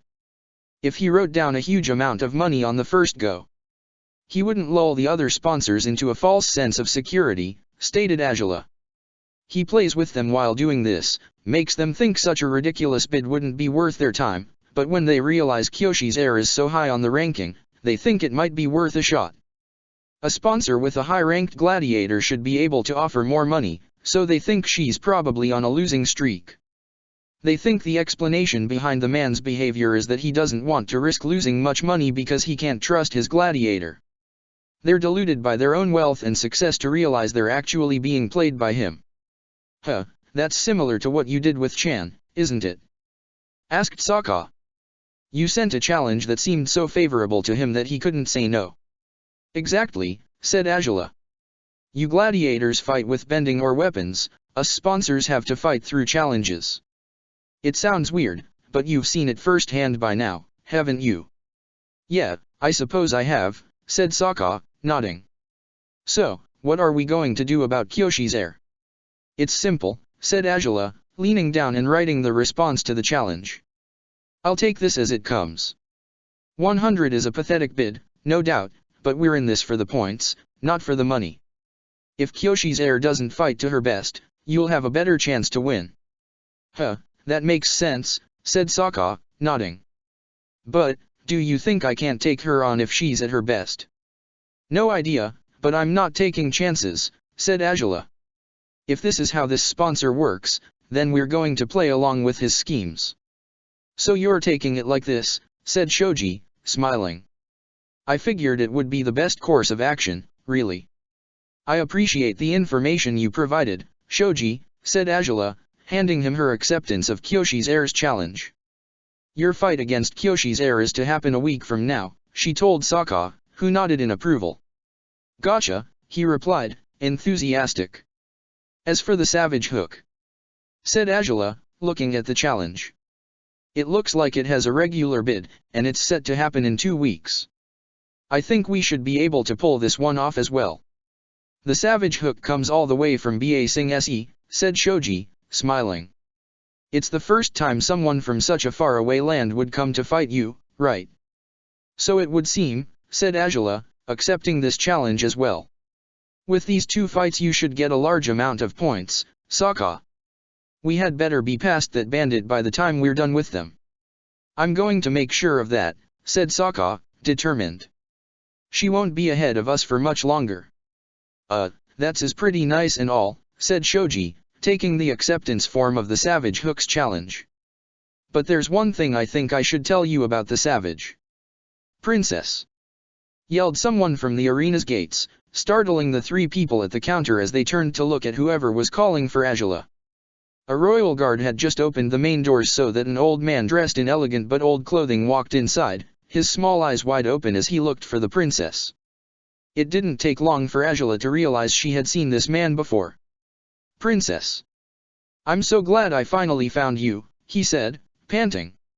I looked for you in the palace, but you weren't there, so. Cut to the chase, said Azula, frowning as she forgot completely the conversation she had just been involved in. What's going on? The man panted heavily before reincorporating himself to finally state the business that had brought him before Azula. It's Lady Mai, princess. She's in labor. Chapter 25, Kyoshi's Heir Savage Hook 2. Zuko raised an eyebrow when he spotted a man running down the palace's open halls, as if he were searching for someone desperately. He wasn't a palace servant, that much was clear, given the old-fashioned robes he was wearing. Zuko's expression turned into a frown when the man stopped running, looking around himself in anguish. The prince stood up and stepped away from the turtle duck pond, the place where he spent most his spare time, which was a lot of time, actually. He hadn't been too busy ever since he had returned home. Are you looking for someone? He asked, approaching the man. He only noticed the servant was vaguely familiar when he saw him up close. The servant looked up and smiled at the sight of the scarred prince, who was taken by surprise by the man's joyous attitude. Oh, my. If it's the prince, he said, smiling. It's been a long time since I last saw you. Sure, said Zuko, frowning. Indeed, he knew this man, but he still couldn't place him. I was actually looking for your sister, though. No offense, said the man, when Zuko seemed irritated to realize he was searching for Azula. Everyone wanted to find Azula nowadays, she had always been more popular than him, he knew that all too well, but it seemed her fame had grown even larger while he had been absent. Why should that offend me? Said Zuko, huffing.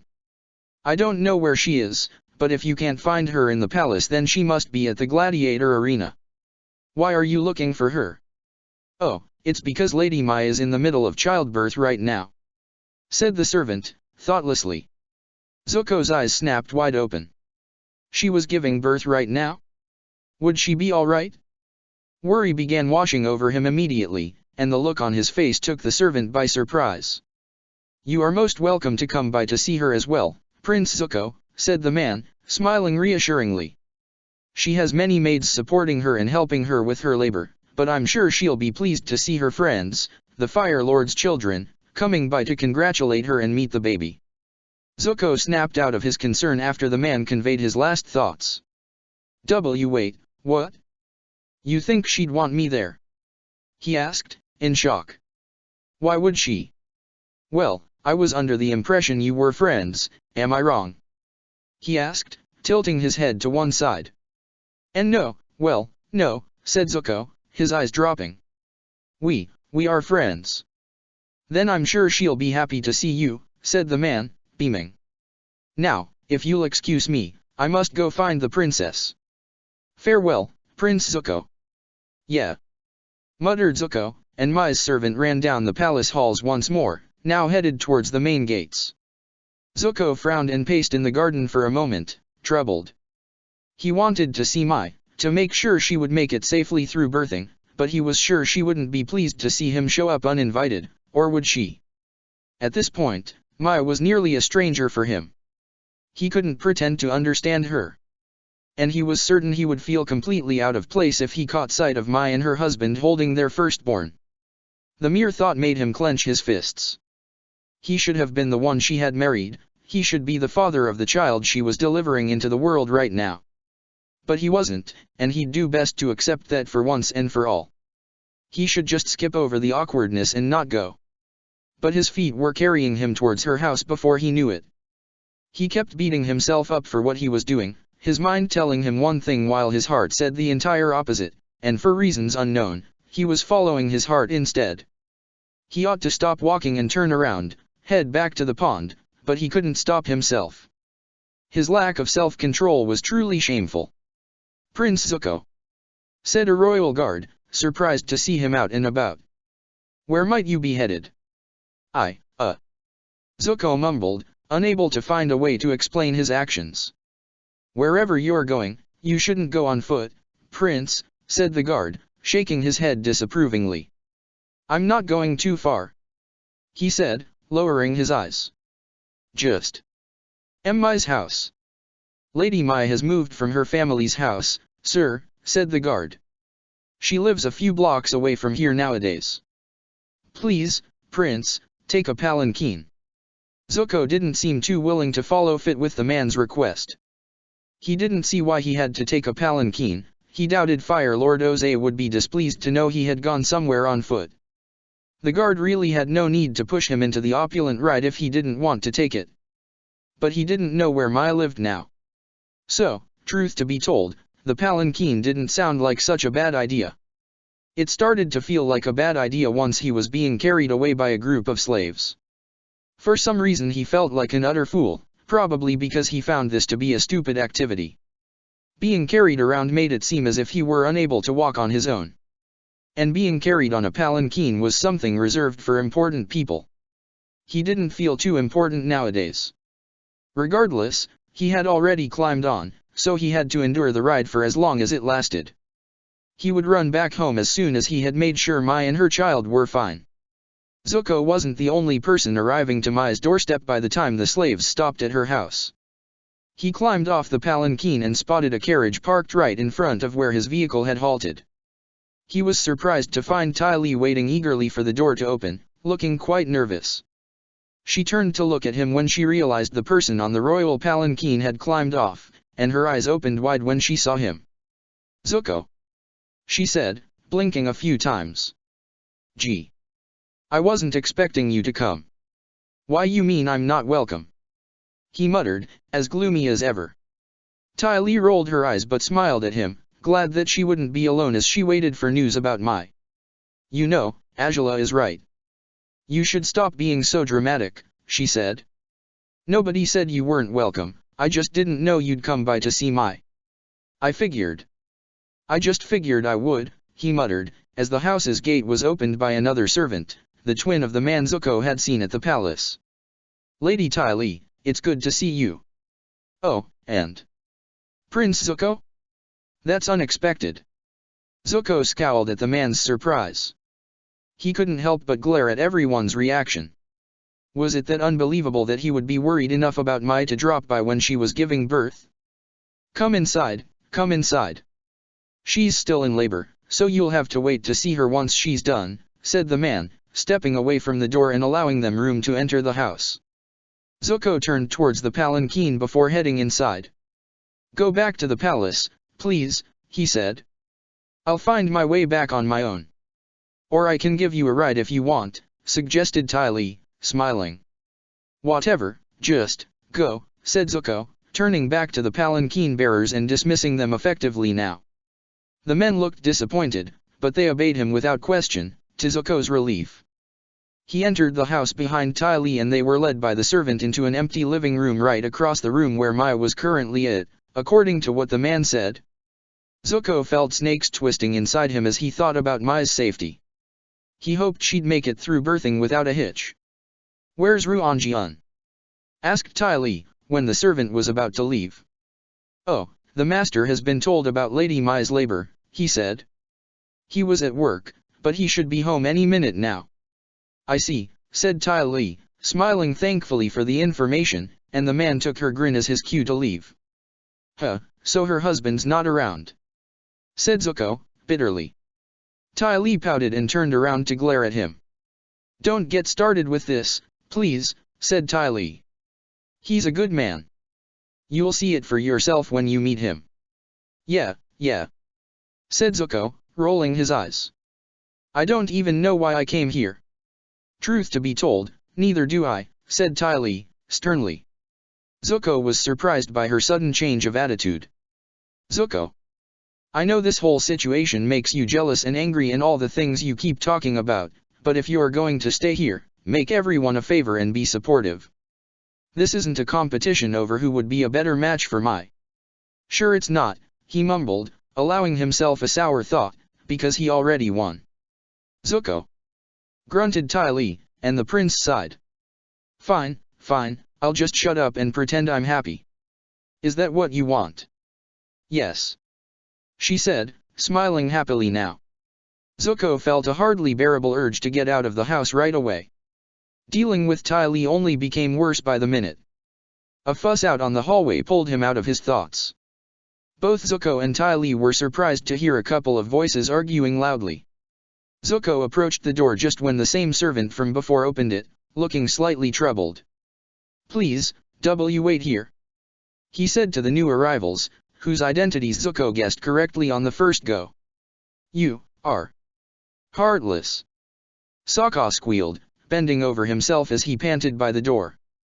Azula entered the room, rolling her eyes as she walked inside, hardly even realizing her friend and her brother were in the chamber as well. You're supposed to have a lot more stamina than that, aren't you? She replied, her arms folded over her chest as she turned around to look at Sokka. His legs were shaking as he walked inside, collapsing on the nearest chair. And you're not supposed to have me run after you like that, he said, gasping for breath, his black and blue armor rising with his chest as he breathed. Zuko and Tai Li looked from one to the other, utterly confused. What's going on? Asked Tai Li, smiling uncomfortably. You were here, Tai Li, asked Azula. You and Zuko.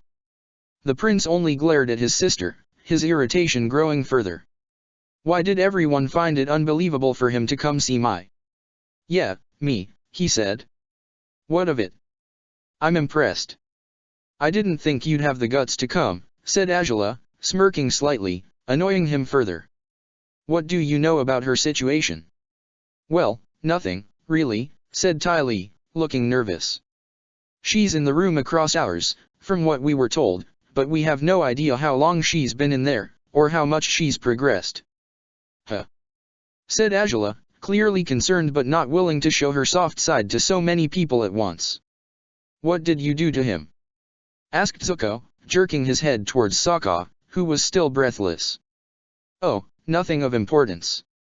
He's just making a fuss over nothing, as ever, said Azula, shrugging. Why yeah, right, said Sokka, resting his weight on his knees as he glared at his sponsor from his chair. She told her palanquin bearers to go at full speed. And I had to chase after them, carrying all my weapons, and my armor, all across town. Gee, said Tai Li, wincing. The arena is at the other end of the city, and you came running all the way. And so did the palanquin bearers, yet they didn't complain, said Azula, shrugging. You know, I really wish one of them had tripped, so you'd have fallen on your royal ass, said Sokka viciously, making Azula chuckle and smirk at him. I just hope you know that your resentment is like music to my ears, she said, looking down on him as usual. Sokka couldn't help but scowl at her, still angry. You two will never change, said Tai Li, giggling slightly. Zuko raised an eyebrow at Azula's attitude towards Sokka. She behaved like this with people on her same standing, not with slaves. Even after Tai Li had explained to him the strange circumstances that had brought the two of them to work together, he couldn't make heads or tails of why they seemed to be friendly rivals instead of bitter enemies. Where's Ruan Jian? Is he with her? Asked Angela. No, he was at work, Ty Lee replied. Apparently he's on his way, but we don't know much about that either. You two just don't know anything, do you? Asked Angela, looking at Ty Lee and Zuko disapprovingly. Well, how about you go find out more stuff, since we're so useless? Said Zuko, rolling his eyes. Why, that's quite some progress already. I can hardly believe you finally acknowledged it, said Angela, her eyes gaining a vicious quality as she irked her brother further. Zuko was amazed by his self-control this time.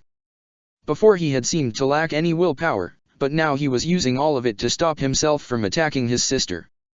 In all the time they had been apart, the sole thing about her that had changed had been her sharp tongue, which had grown quicker with every day that went by. I don't think anyone can ask anything anyway, said Ty Lee, shrugging. Angela frowned at the amount of words with any that she used in a single sentence. We can't do anything but wait to hear how it goes when it ends.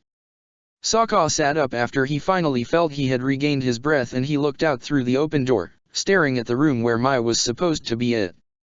He couldn't hear a sound coming out of it. You're sure the girl's in labor? He asked, raising an eyebrow. Back when I was in my tribe and women gave birth, they screamed a lot. I mean, I know this girl is all doom and gloom, but I don't think she'd be able to put up with such pain without making a sound. Well, we're making a lot of noise, said Ty Lee, shrugging. Maybe she's complaining and we just can't hear her. Or maybe it's over already, suggested Angela. Or something went wrong. Zuko muttered, worried. Why, always the mood killer, aren't you? Said Angela, glaring at him. Ty Lee grew pale after Zuko's statement, worried.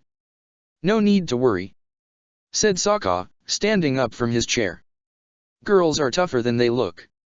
Believe me, I've seen many of them give birth and come out of it perfectly fine. And that was down at the pole, so up here it should go just fine. You guys have better technologies and medical development, don't you? We do. Asked Ty Lee, clueless.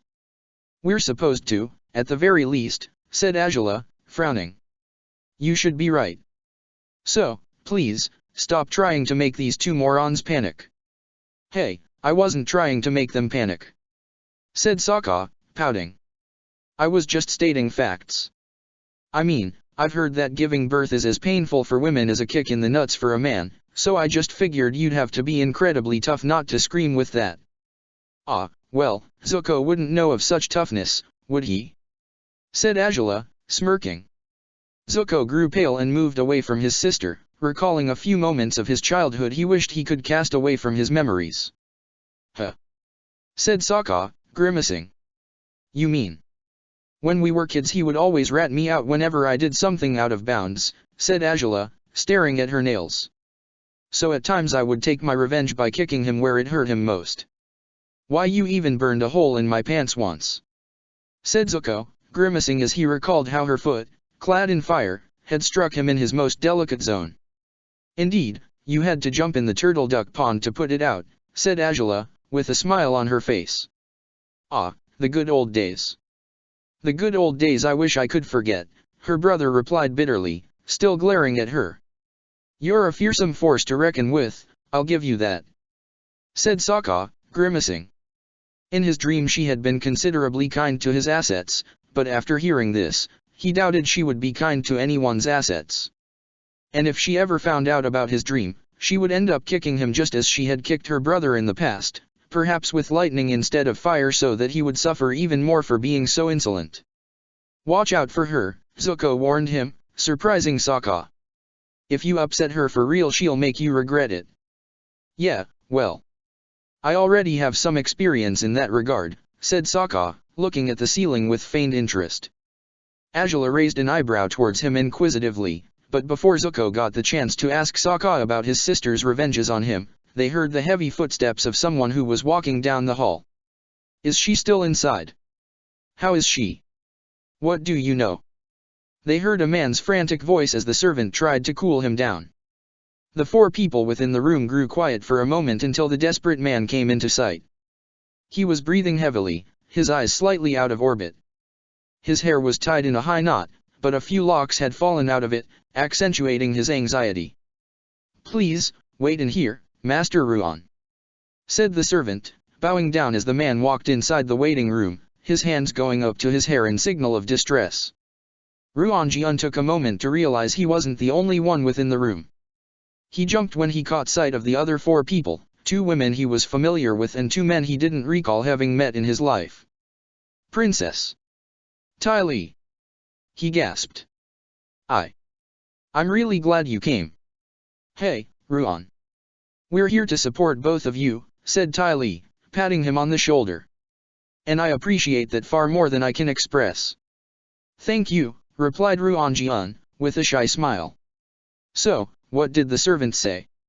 asked Tai Li. "He says she's been inside for a few hours now, that she should be done soon," said Ruan Jian, anxious. "Got to say I'm not sure if I'm glad she's still in there or not. I didn't want to be late, but I thought she might be done by now." "These things take time, don't worry," said Tai Li, smiling kindly. "But why were you at work today? Didn't you think the child would be due yet?" "Oh, we knew it would happen soon," said Ruan Jian, grimacing. "But the baby came in sooner than we expected it. Mai's water wasn't supposed to break in 3 more days. This took us all by surprise." "Yeah, tell us about it," said Tai Li, chuckling. "I had taken the next days off from work," said Ruan Jian, sighing. "I wanted to be around when the baby came, but yeah, this had to happen on the one day I didn't take off." "Seems like your fortune is quite crappy, huh?" asked Sokka, his hands behind his head. Ruan Jian looked at him, surprised by his fighter get-up. Regardless, he performed a bow towards him, making Sokka stare at him, confused. Huh. Sokka mumbled. "I suppose you must be Princess Azula's gladiator," said Ruan Jian, smiling weakly. "Mai mentioned you once when we were talking, it's nice to meet you." "Oh, nice to meet you too," said Sokka, tilting his head down curtly. Ruan Jian turned towards the other man in the room now, and he found Zuko's harsh glare on him. The other 3 felt slightly wary of the showdown that seemed to be about to happen and they looked nervously from one to the other. "So, I suppose you must be Zuko," said Ruan Jian, smiling a little. "Prince Zuko. I'm glad to see you've returned to the Fire Nation safely." Ruan Jian bowed down in the same way he had bowed before Sokka, though Zuko didn't seem inclined to return the favor. Thanks," he muttered, as Ruan Jian lifted his head again. "I'm glad to meet you at last," he said. "Mai spoke often about you." Zuko was surprised by this statement, his shock evident in his wide eyes. "Why would Mai have? She used to reject me by saying she had someone else in her life," said Ruan Jian, smiling painfully as he looked back on those times. "She always thought fondly of you. I'm sure she still does. She told me about your friendship with her, and I was really glad she had a good friend in both the prince and the princess when she was younger. I'm glad you were such an important part of her life. But I'm not anymore," thought Zuko, his eyes falling after hearing those words. He hated to think this way, but Ruan Jian had won. Mai belonged with him. He had been in her life, and now he wasn't. This man had taken his place, and he had no choice but to accept it and move on. "Yeah," he muttered, nodding. "Sure." Ruan Jian was taken aback by Zuko's response, not sure what else to say now that he had seen how troubled the prince seemed to be by the conversation. Azula cleared her throat, interrupting the awkward moment. "I don't remember if I've asked Mai about this," she said, surprising Ruan Jian. "But, what names do you have in mind for the kid?" Sokka frowned and eyed her with uncertainty at her question. It didn't take him too long to realize she had asked it merely to spare them all from the bothersome situation between both men. It might have been only for her personal benefit, but she had pretty much saved them all. "Oh, for a girl we had agreed on Xiao, and for a boy we thought about you a day," said Ruan Jian, smiling nervously. "I wonder what it might be." "What would you like better?" asked Tai Li, beaming. I really don't know," said Ruan Jian, his smile widening. "As long as Mai delivers the baby safely, I don't really care what it might be. I'll love our child no matter what."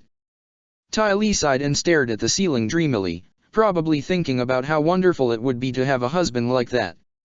Zuko looked at Ruan-Jian, uneasy. It irritated him to think that he seemed to be so in love with Mai. Was there no way he could compete with this guy? But their inner musings were interrupted when an older woman showed up at the door, a smile on her face, one of Mai's assistants during her labor. The group faced her, eager to hear what the outcome of the birth had been. Everything went perfectly fine, said the woman, smiling. Ruan-Jian looked like he could have fainted of relief. He released the breath he hadn't realized he had been holding and he beamed, looking at the servant with shiny eyes. So she's fine. And the baby? Lady Mai is resting right now, said the woman. And the baby, well, it's a wonderful baby boy. A boy? Said Ruan-Jian, looking at the others with enthusiasm. I'm the father of a boy. Oh, I'm a father. He declared, as if the realization had only hit him right then and there. Congratulations, said Ty Lee, clapping happily. Azula and Sokka were smiling as well, glad to know everything had gone smoothly. Zuko seemed relieved Mai had made it past birthing safely, although he still seemed quite upset regarding the fact that she had given life to a child that wasn't his own. I think 3 of you could come in to see them, said the woman. But please be very kind and gentle. The baby is a newborn and Lady Mai is very tired. We will be, said Ruan-Jian, smiling.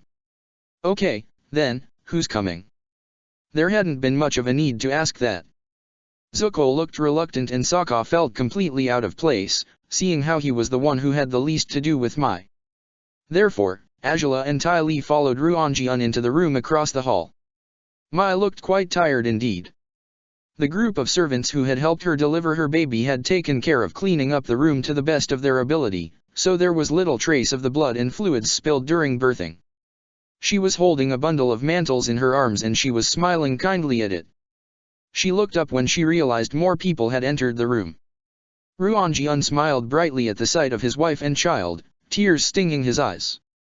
Mai was used to him being unexpectedly emotional at times, so she only chuckled slightly at the sight and showed him the baby. Ruan-Jian walked to her side, to look closely at the tiny child in Mai's arms. You're both okay, he said, dropping on his knees next to her. It seemed like the smile on his face would never vanish. And you made it, said Mai, smiling back at him. I was so afraid you wouldn't be here on time. I was so afraid of that too, said Ruan-Jian eagerly, making Mai smile even further. I'm sorry, I just can't believe, it's our son. You're holding, are you a day? Yeah, said Mai, smiling at the baby. Are you a day?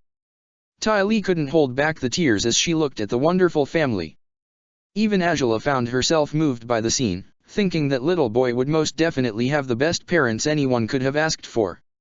Meanwhile, across the hall, Sokka eyed Zuko with uncertainty, still unsure of what to think of him. It was the first time they were alone in the same room, so, maybe it was time to get to know Azula's brother better? Zuko didn't seem too willing to start up a conversation, seeing how he still looked quite depressed, so it would be up to the Blue Wolf to do it. So, a baby, huh? He said, looking up at the ceiling as he paced around the room carelessly. Yeah, a baby, muttered Zuko, sighing. What of it? I dunno, said Sokka, shrugging. Honestly, I have no clue what to do to start a conversation with you, so I just went for the obvious. And you see, it's working, so I did a good job. Zuko raised an eyebrow, in complete disagreement, but he folded his arms over his chest while looking at Sokka with inquisitive eyes. Why do you want to start a conversation anyway? It'll be boring to stay in here without anything to do, you know, said Sokka. The first thing that came to my mind was talking, so just go with it, will you? Zuko sighed and rolled his eyes at the Water Tribe man. Sure, he muttered. Now, I'm pretty sure we started out on the wrong foot, said Sokka, chuckling and extending his hand towards Zuko. Let's try and fix that, shall we? Zuko didn't seem too interested in fixing anything, but he decided to comply. He was more interested in this slave than he dared admit, mostly because his sister seemed to get along so well with him. It made him quite curious to discover what kind of man he was. Fine, he muttered, shaking Sokka's hand. I'm Sokka. Zuko. The prince felt like a fool. He knew this guy's name already, and the guy knew his as well. So why couldn't he spare him the pointless nonsense? Pleased to make your acquaintance for the second time, said Sokka, beaming. Right, said Zuko. You're my sister's gladiator, then. Yeah, I am, said Sokka, his eyes going down to the floor for a second. Zuko raised an eyebrow when he thought he saw fondness in them. Why did this guy seem so comfortable around Azula? What sort of deranged masochist was he? Can I ask how that happened, exactly? Asked Zuko. Ty Lee tried to explain it to me, but she didn't know all the details. Oh. Said Sokka, blinking a few times as he came back to reality. His mind had been filling up with images of Azula until Zuko interrupted his train of thought. Well, it happened pretty much because we struck a deal. She wants me to become the top gladiator in the Superior Gladiator League, and I want to go back home, so once I beat everyone and become number 1, she'll let me return. That's the agreement we reached. Huh, so that's it, said Zuko, looking a little relieved. Well, now it makes more sense. You're just being used by her, now it's not as weird as it seemed before. Sokka's eyes opened wide at Zuko's words. That was right, he was just being used by Azula. He had kept telling that to himself through the whole day, but he hadn't quite believed it until he had heard it come from someone else.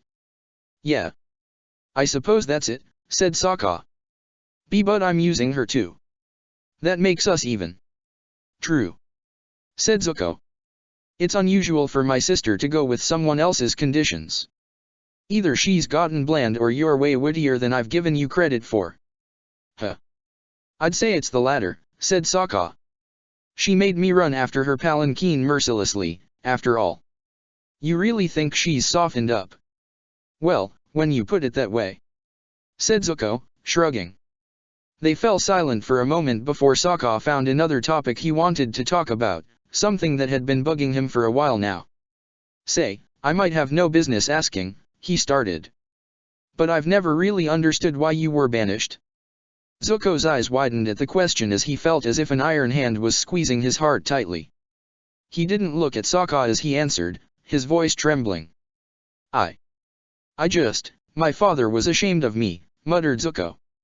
I did something I shouldn't have done.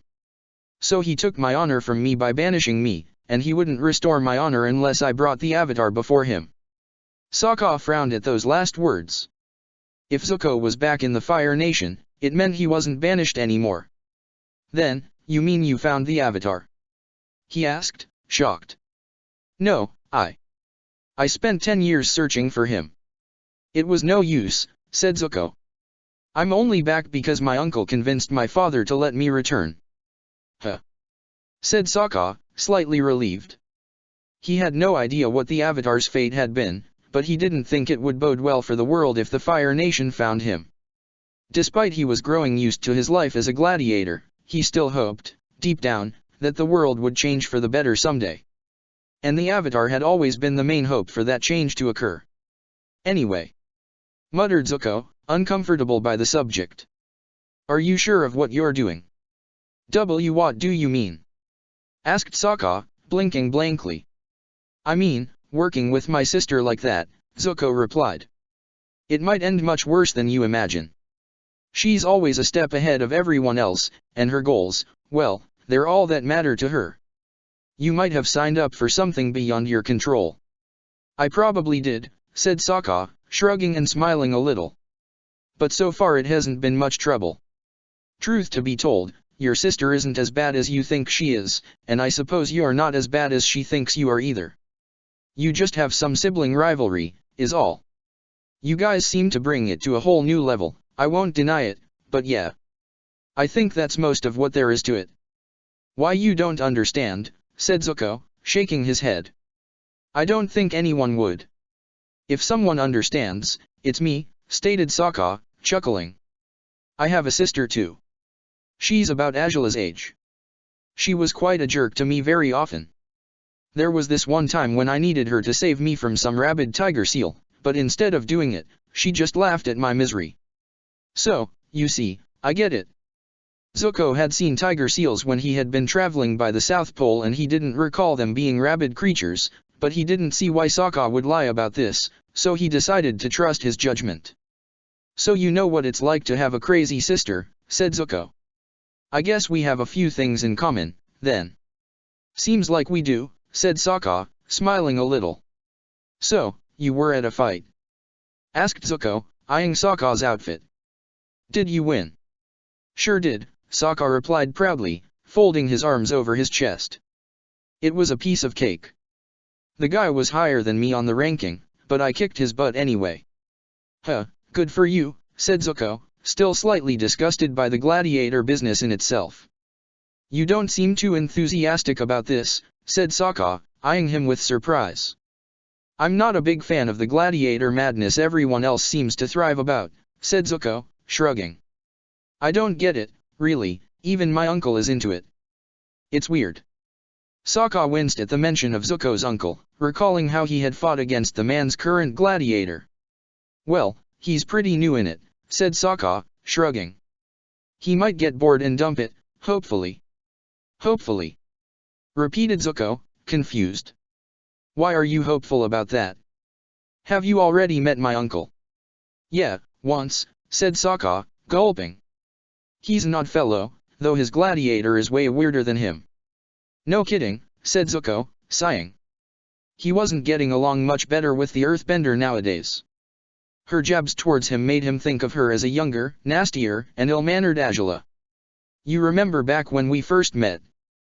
asked Sokka. "You recall how I was on those crutches?" "Yeah, I do." "Well, Toph was the one who put me in them," replied Sokka, bitterly. Zuko's eyes widened in surprise. "She? Toph did? How could she?" "Beats me," said Sokka, shrugging. "The girl's a menace. I'm already dreading the day I'll face her in the arena again." "But, she looked like she was more bark than bite," said Zuko. "Why don't you fight her one-on-one and give me your opinion then?" asked Sokka, pouting. "I'm just saying, she's slender and short. She's probably a good bender, but is she really that great? Maybe you're the one who's not cut out to fight her." "Oh, you think so, do you?" asked Sokka, offended. "Go fight her, then, Zuko. I really want to see how much better you can do." "You'll probably be really disappointed with yourself if that happens," said Zuko, smirking a little. "I doubt I'd lose against her in a fight." "Oh, sure you wouldn't," said Sokka, staring at Zuko in disbelief. "You're really full of yourself, aren't you?" "Full of myself?" asked Zuko, his confidence transforming into irritation. "What makes you say that?" "From what I've heard, Zuko, you're the one who's a lot more bark than bite," said Sokka, smirking slightly. "Huh. Oh, sure, if you hear it from Angela." "When did I say it had been Angela who had told me that?" said Sokka, raising an eyebrow. It had been her, of course, but it would be a lot more fun to tease Zuko, making him think otherwise. "Then who was it?" asked Zuko, frowning. "Piandao himself, actually," said Sokka, his smirk growing. "He told me I was the worthiest man he had ever trained. Still, didn't he train you too?" "Oh, boy. I suppose that's proof that you're more talk than anything. If our master said something like that, then you wouldn't be better than me, clearly." "How would you know that?" grunted Zuko. "Piandao trained me when I was just a kid." "Well, let's just look at the full picture." "I'm a master of Jian swords," said Sokka, proudly. "According to what I've heard, mastering Dao swords only takes a week, yet mastering Jian swords takes a year, and, according to Piandao himself, I mastered the Jian in less than 3 months. What does that say about my amazing skills, huh? And what does that say about you, who had to master Dao swords because they were the only thing suitable for you? Dao swords aren't that easy to master, I'll have you know," he shouted, glaring at Sokka. Sokka couldn't help but laugh with disbelief, shaking his head. "Yeah, sure," he said, staring at Zuko with teasing and cruel eyes. Zuko grimaced when he realized the expression on the gladiator's face seemed a copy of Angela's trademark mocking facade when dealing with him. "You seem to forget," I'm a firebender too, said Zuko.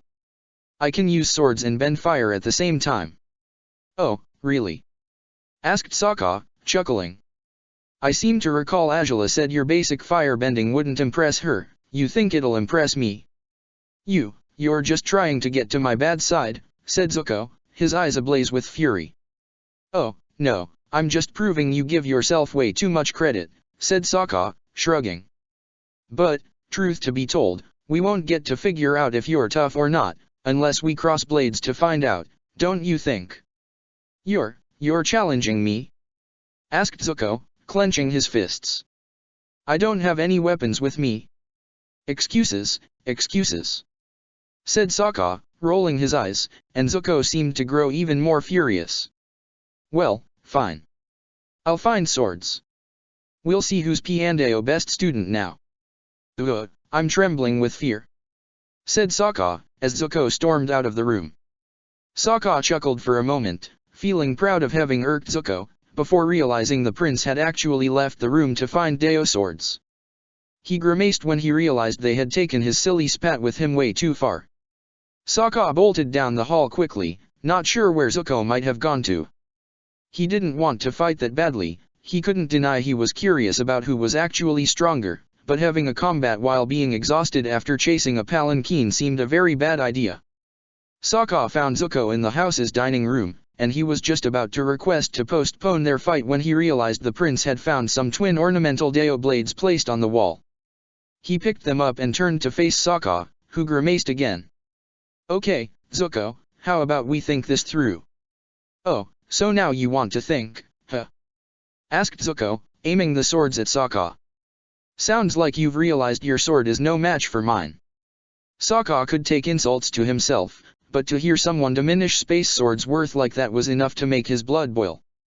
He snarled and he released his black sword from its scabbard, aiming it at Zuko. You're about to see otherwise, Prince Zuzu, said Sokka, recalling how Angela had nicknamed him on their previous encounter. Zuko's rage was only fueled further when he heard Sokka mock him in that way. He jumped forth with a scream, his swords in tow, and he slammed them down on his opponent, in hopes to strike such a powerful blow that Sokka would be forced to give up right away. To Zuko's dismay, Sokka managed to stop both his swords and he ducked. Zuko's momentum had him fly over him and perform a barrel roll on the floor before jumping back to his feet, still clenching the swords tightly. Sokka was the one to attack this time, moving his body smoothly to avoid getting struck by the Dao swords. His common sense told him that Zuko would likely have the upper hand, since he was wielding two blades instead of one. Sokka had to be very careful while evading his blows, so that he could deliver his own attacks whenever he found an opening in the prince's form. Zuko couldn't believe his opponent was proving to be such a skillful and sneaky fighter. He would have never expected Sokka to be this strong. The gladiator kept slipping out of reach with ease, delivering such efficient attacks that now he could believe that Piandao had considered him as worthy as he had. They continued exchanging and parrying blows for a while before Sokka almost managed to stab Zuko in the chest. The prince jumped back right on time and swung his swords in Sokka's direction, sending fire his way. Hey! That's cheating! Yelled Sokka, shaking the fire away with Space Sword, and it faded much quicker than he had expected it to. Huh? Gee, your fire's way weaker than Angela's. Sokka hadn't needed to annoy Zuko further, but that last sentence was enough for Zuko to lunge at him, a killer intent in his eyes. Sokka jumped back, crossing the threshold of the dining room and reaching the hallway as he tried to keep Zuko from burning and slicing him up. Zuko's fury made him far deadlier, but it also blinded him, and Sokka knew he could use that rage to his advantage once Zuko had burned down most of this sudden energy outburst. Sokka continued studying his rival's moves. Zuko was quite skilled with the Dao blades, but Sokka would prove himself superior soon enough. Angela frowned when she noticed the sounds in the hall. Ty Lee was too busy fawning over the baby, and Mai was too worn out to pay attention to anything other than Uday, but Ruan Jian also seemed to notice there was something odd going on. What's? He asked, moving as if to head to the door, but Angela raised a hand, stopping him on his tracks. The princess walked to the door and she swung it open, just in time to see her gladiator jumping back to avoid a fire blast, which he batted away with his sword. Sokka continued walking backwards, his eyes set on the other end of the hallway, from where Zuko was running down to meet him, with the dual Deo swords in his hands and a furious look on his face, his mind set on striking Sokka down. He was so focused on Sokka he didn't notice the moment in which his sister slipped out of the room she had been in. She ducked and struck Zuko's legs with her feet, tripping him and sending him flying headfirst through the hallway. The scarred man lay on the floor now, his head throbbing horribly after taking a hard blow to the head when he landed. Sokka watched Zuko's parabolic flight with a shocked look on his face. He hadn't expected his sponsor to help him sort out his issue with the prince. "Hey, thanks. He was getting a bit too hysterical," said Sokka, chuckling and smiling thankfully at Azula. Yet he failed to notice that she seemed nearly as mad as her brother was. Azula stomped all the way to where Sokka stood and struck him on the head with a powerful punch, her knuckles digging into his skull painfully. Sokka collapsed after her fist collided with his head, feeling a pulsating pain on his now swollen head.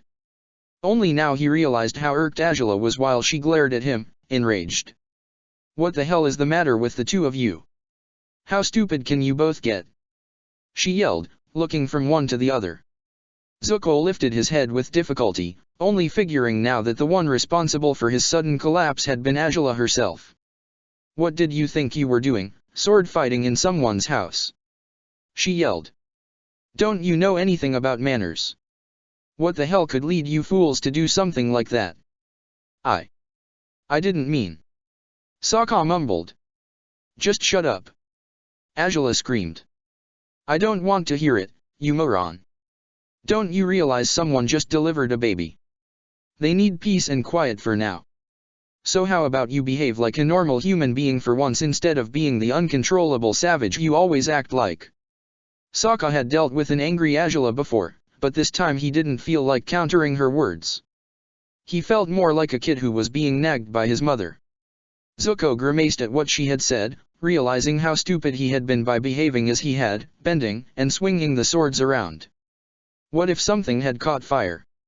It could have been catastrophic. Ty Lee and Ruan Jian peeked out into the hall to find Azula glaring down disapprovingly at both men, her hands on her hips. "You're both such idiots," she said, rolling her eyes before turning towards Ruan Jian. "I'm sorry about this mess. If they broke anything, just send a notice and I'll make sure to replace it." No need," said Ruan Jian, smiling and shrugging the matter off. "You don't have to pay for anything, princess." It seemed that becoming a father had rendered him impervious to bad things for now. "In any case," said Azula, glaring at Sokka again, who looked at her with fearful eyes, hoping her fury would subside soon. "I think I'll take my leave now. My savage Gladiator has proved he's as socially inept as my brother. Keeping these two idiots in the same room promises there won't be a house left by the end of the day." Sokka wanted to drop at her feet and beg for her forgiveness, but she was clearly too displeased at the moment to listen to him. Zuko wanted to defend himself, to say he wasn't socially inept, until he realized he had been close to setting a house on fire and had been using ornaments to fight another social inept. He sighed and dropped his head on the floor again, lacking any arguments to defend himself. "Okay, then," said Ruan Jian, smiling at Azula. "Thanks for dropping by. It meant a lot." "I'll come by to see the little boy again on another day," said Azula. "Whenever the idiot I have to take care of learns how to behave, I suppose." The princess walked into the room and said her farewells to Mai, congratulating her once again. Ruan Jian and Ty Lee were left staring at Zuko and Sokka, and they both seemed to be about to grow a second head after the blows they had received. "Let's go, then," said Azula, storming out of the room and grabbing Sokka by the ear, pulling him up and dragging him down the hall. Sokka whimpered but didn't complain, feeling stupider with every second that went by. He waved at Ty Lee and Ruan Jian before looking down at Zuko, who was starting to sit up. "Hey," he said, and Zuko glared at him as he got pulled away by Azula. "We didn't get to settle this, but you can see for yourself how strong I am if you come see me fight in the arena. I have a match a week from now. Come by and watch me fight." "Shut up and keep moving," Azula commanded, as they headed towards the main door of the building, getting blocked out of sight when they took a corner. Zuko sighed and dropped his gaze to the floor, feeling even more foolish than before. He really needed to control his temper. Said Ruan-jian, behind him. Zuko turned around and stood up, his head still throbbing, and he bowed down, his eyes shut as he apologized. I'm sorry. I was completely out of control. I shouldn't have done that. Ruan-jian was surprised, but he managed to smile despite being impressed as he was. It's no big deal. Nothing bad happened in the end, right? He said, grinning. Now, would you let me get those back to their rightful place? Oh, right, said Zuko, handing the swords over to Ruan-jian, who gave him another smile before heading down the hall towards the dining room. Ty Lee eyed Zuko with amusement, something that irritated him slightly. What? Men. You're all crazy, she said, chuckling. Why Yuri want to talk? Muttered Zuko, blushing slightly. Say, that proposal from Sokka sounded quite interesting. Said Ty Lee, smiling. How about you actually go see his fight? You've never been to the arena, have you? No, and I don't want to go, said Zuko, his hands on his pockets. Oh, come on, don't be so depressing. You know what? I'll go with you. She said enthusiastically, smiling at him. Zuko didn't seem to think it was such a great idea, but Ty Lee's happy-go-lucky attitude knew no restraints. Giving in now would be a lot easier than fighting back, especially when he didn't feel like fighting back against anything else in his entire life. Not after this incident with Sokka. I guess it wouldn't kill me to do it, he muttered. Yay. She squealed happily, beaming at him. But for now, how about you come meet Uade? Uade.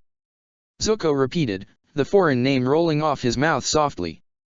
Ty Lee smiled and ushered him to enter the room. He obeyed, walking into it with his head down. But he lifted it again when he caught sight of Mai holding the baby, a very unusual smile on her face. She looked at him and beamed, showing him the face of her sleeping child. Zuko was amazed, both by how cute the baby was and by the way he had managed to fall asleep despite the fuss right outside. Zuko took a few steps forward, kneeling by Mai's side before he knew what he was doing. Hey, she said. I'm glad you came. Zuko was surprised by that statement, but it was all he had needed to hear to leave behind his previous foolishness. A smile spread over his face as well as he looked down at the baby again. He's beautiful. I'm sure. I'm sure the two of you will be great parents. Mai smiled and caressed the baby's chubby cheek. Zuko couldn't help but be amazed at the sight. It suddenly didn't matter if the kid on her arms wasn't his child as well, because this was the first time he had seen Mai so happy. And that was the one thing that truly mattered. Instead of treading behind the palanquin, as usual, Azula had forced Sokka to walk in front of the royal procession as punishment for his recklessness, making it so he had to move quickly if he didn't want the bearers to run him over.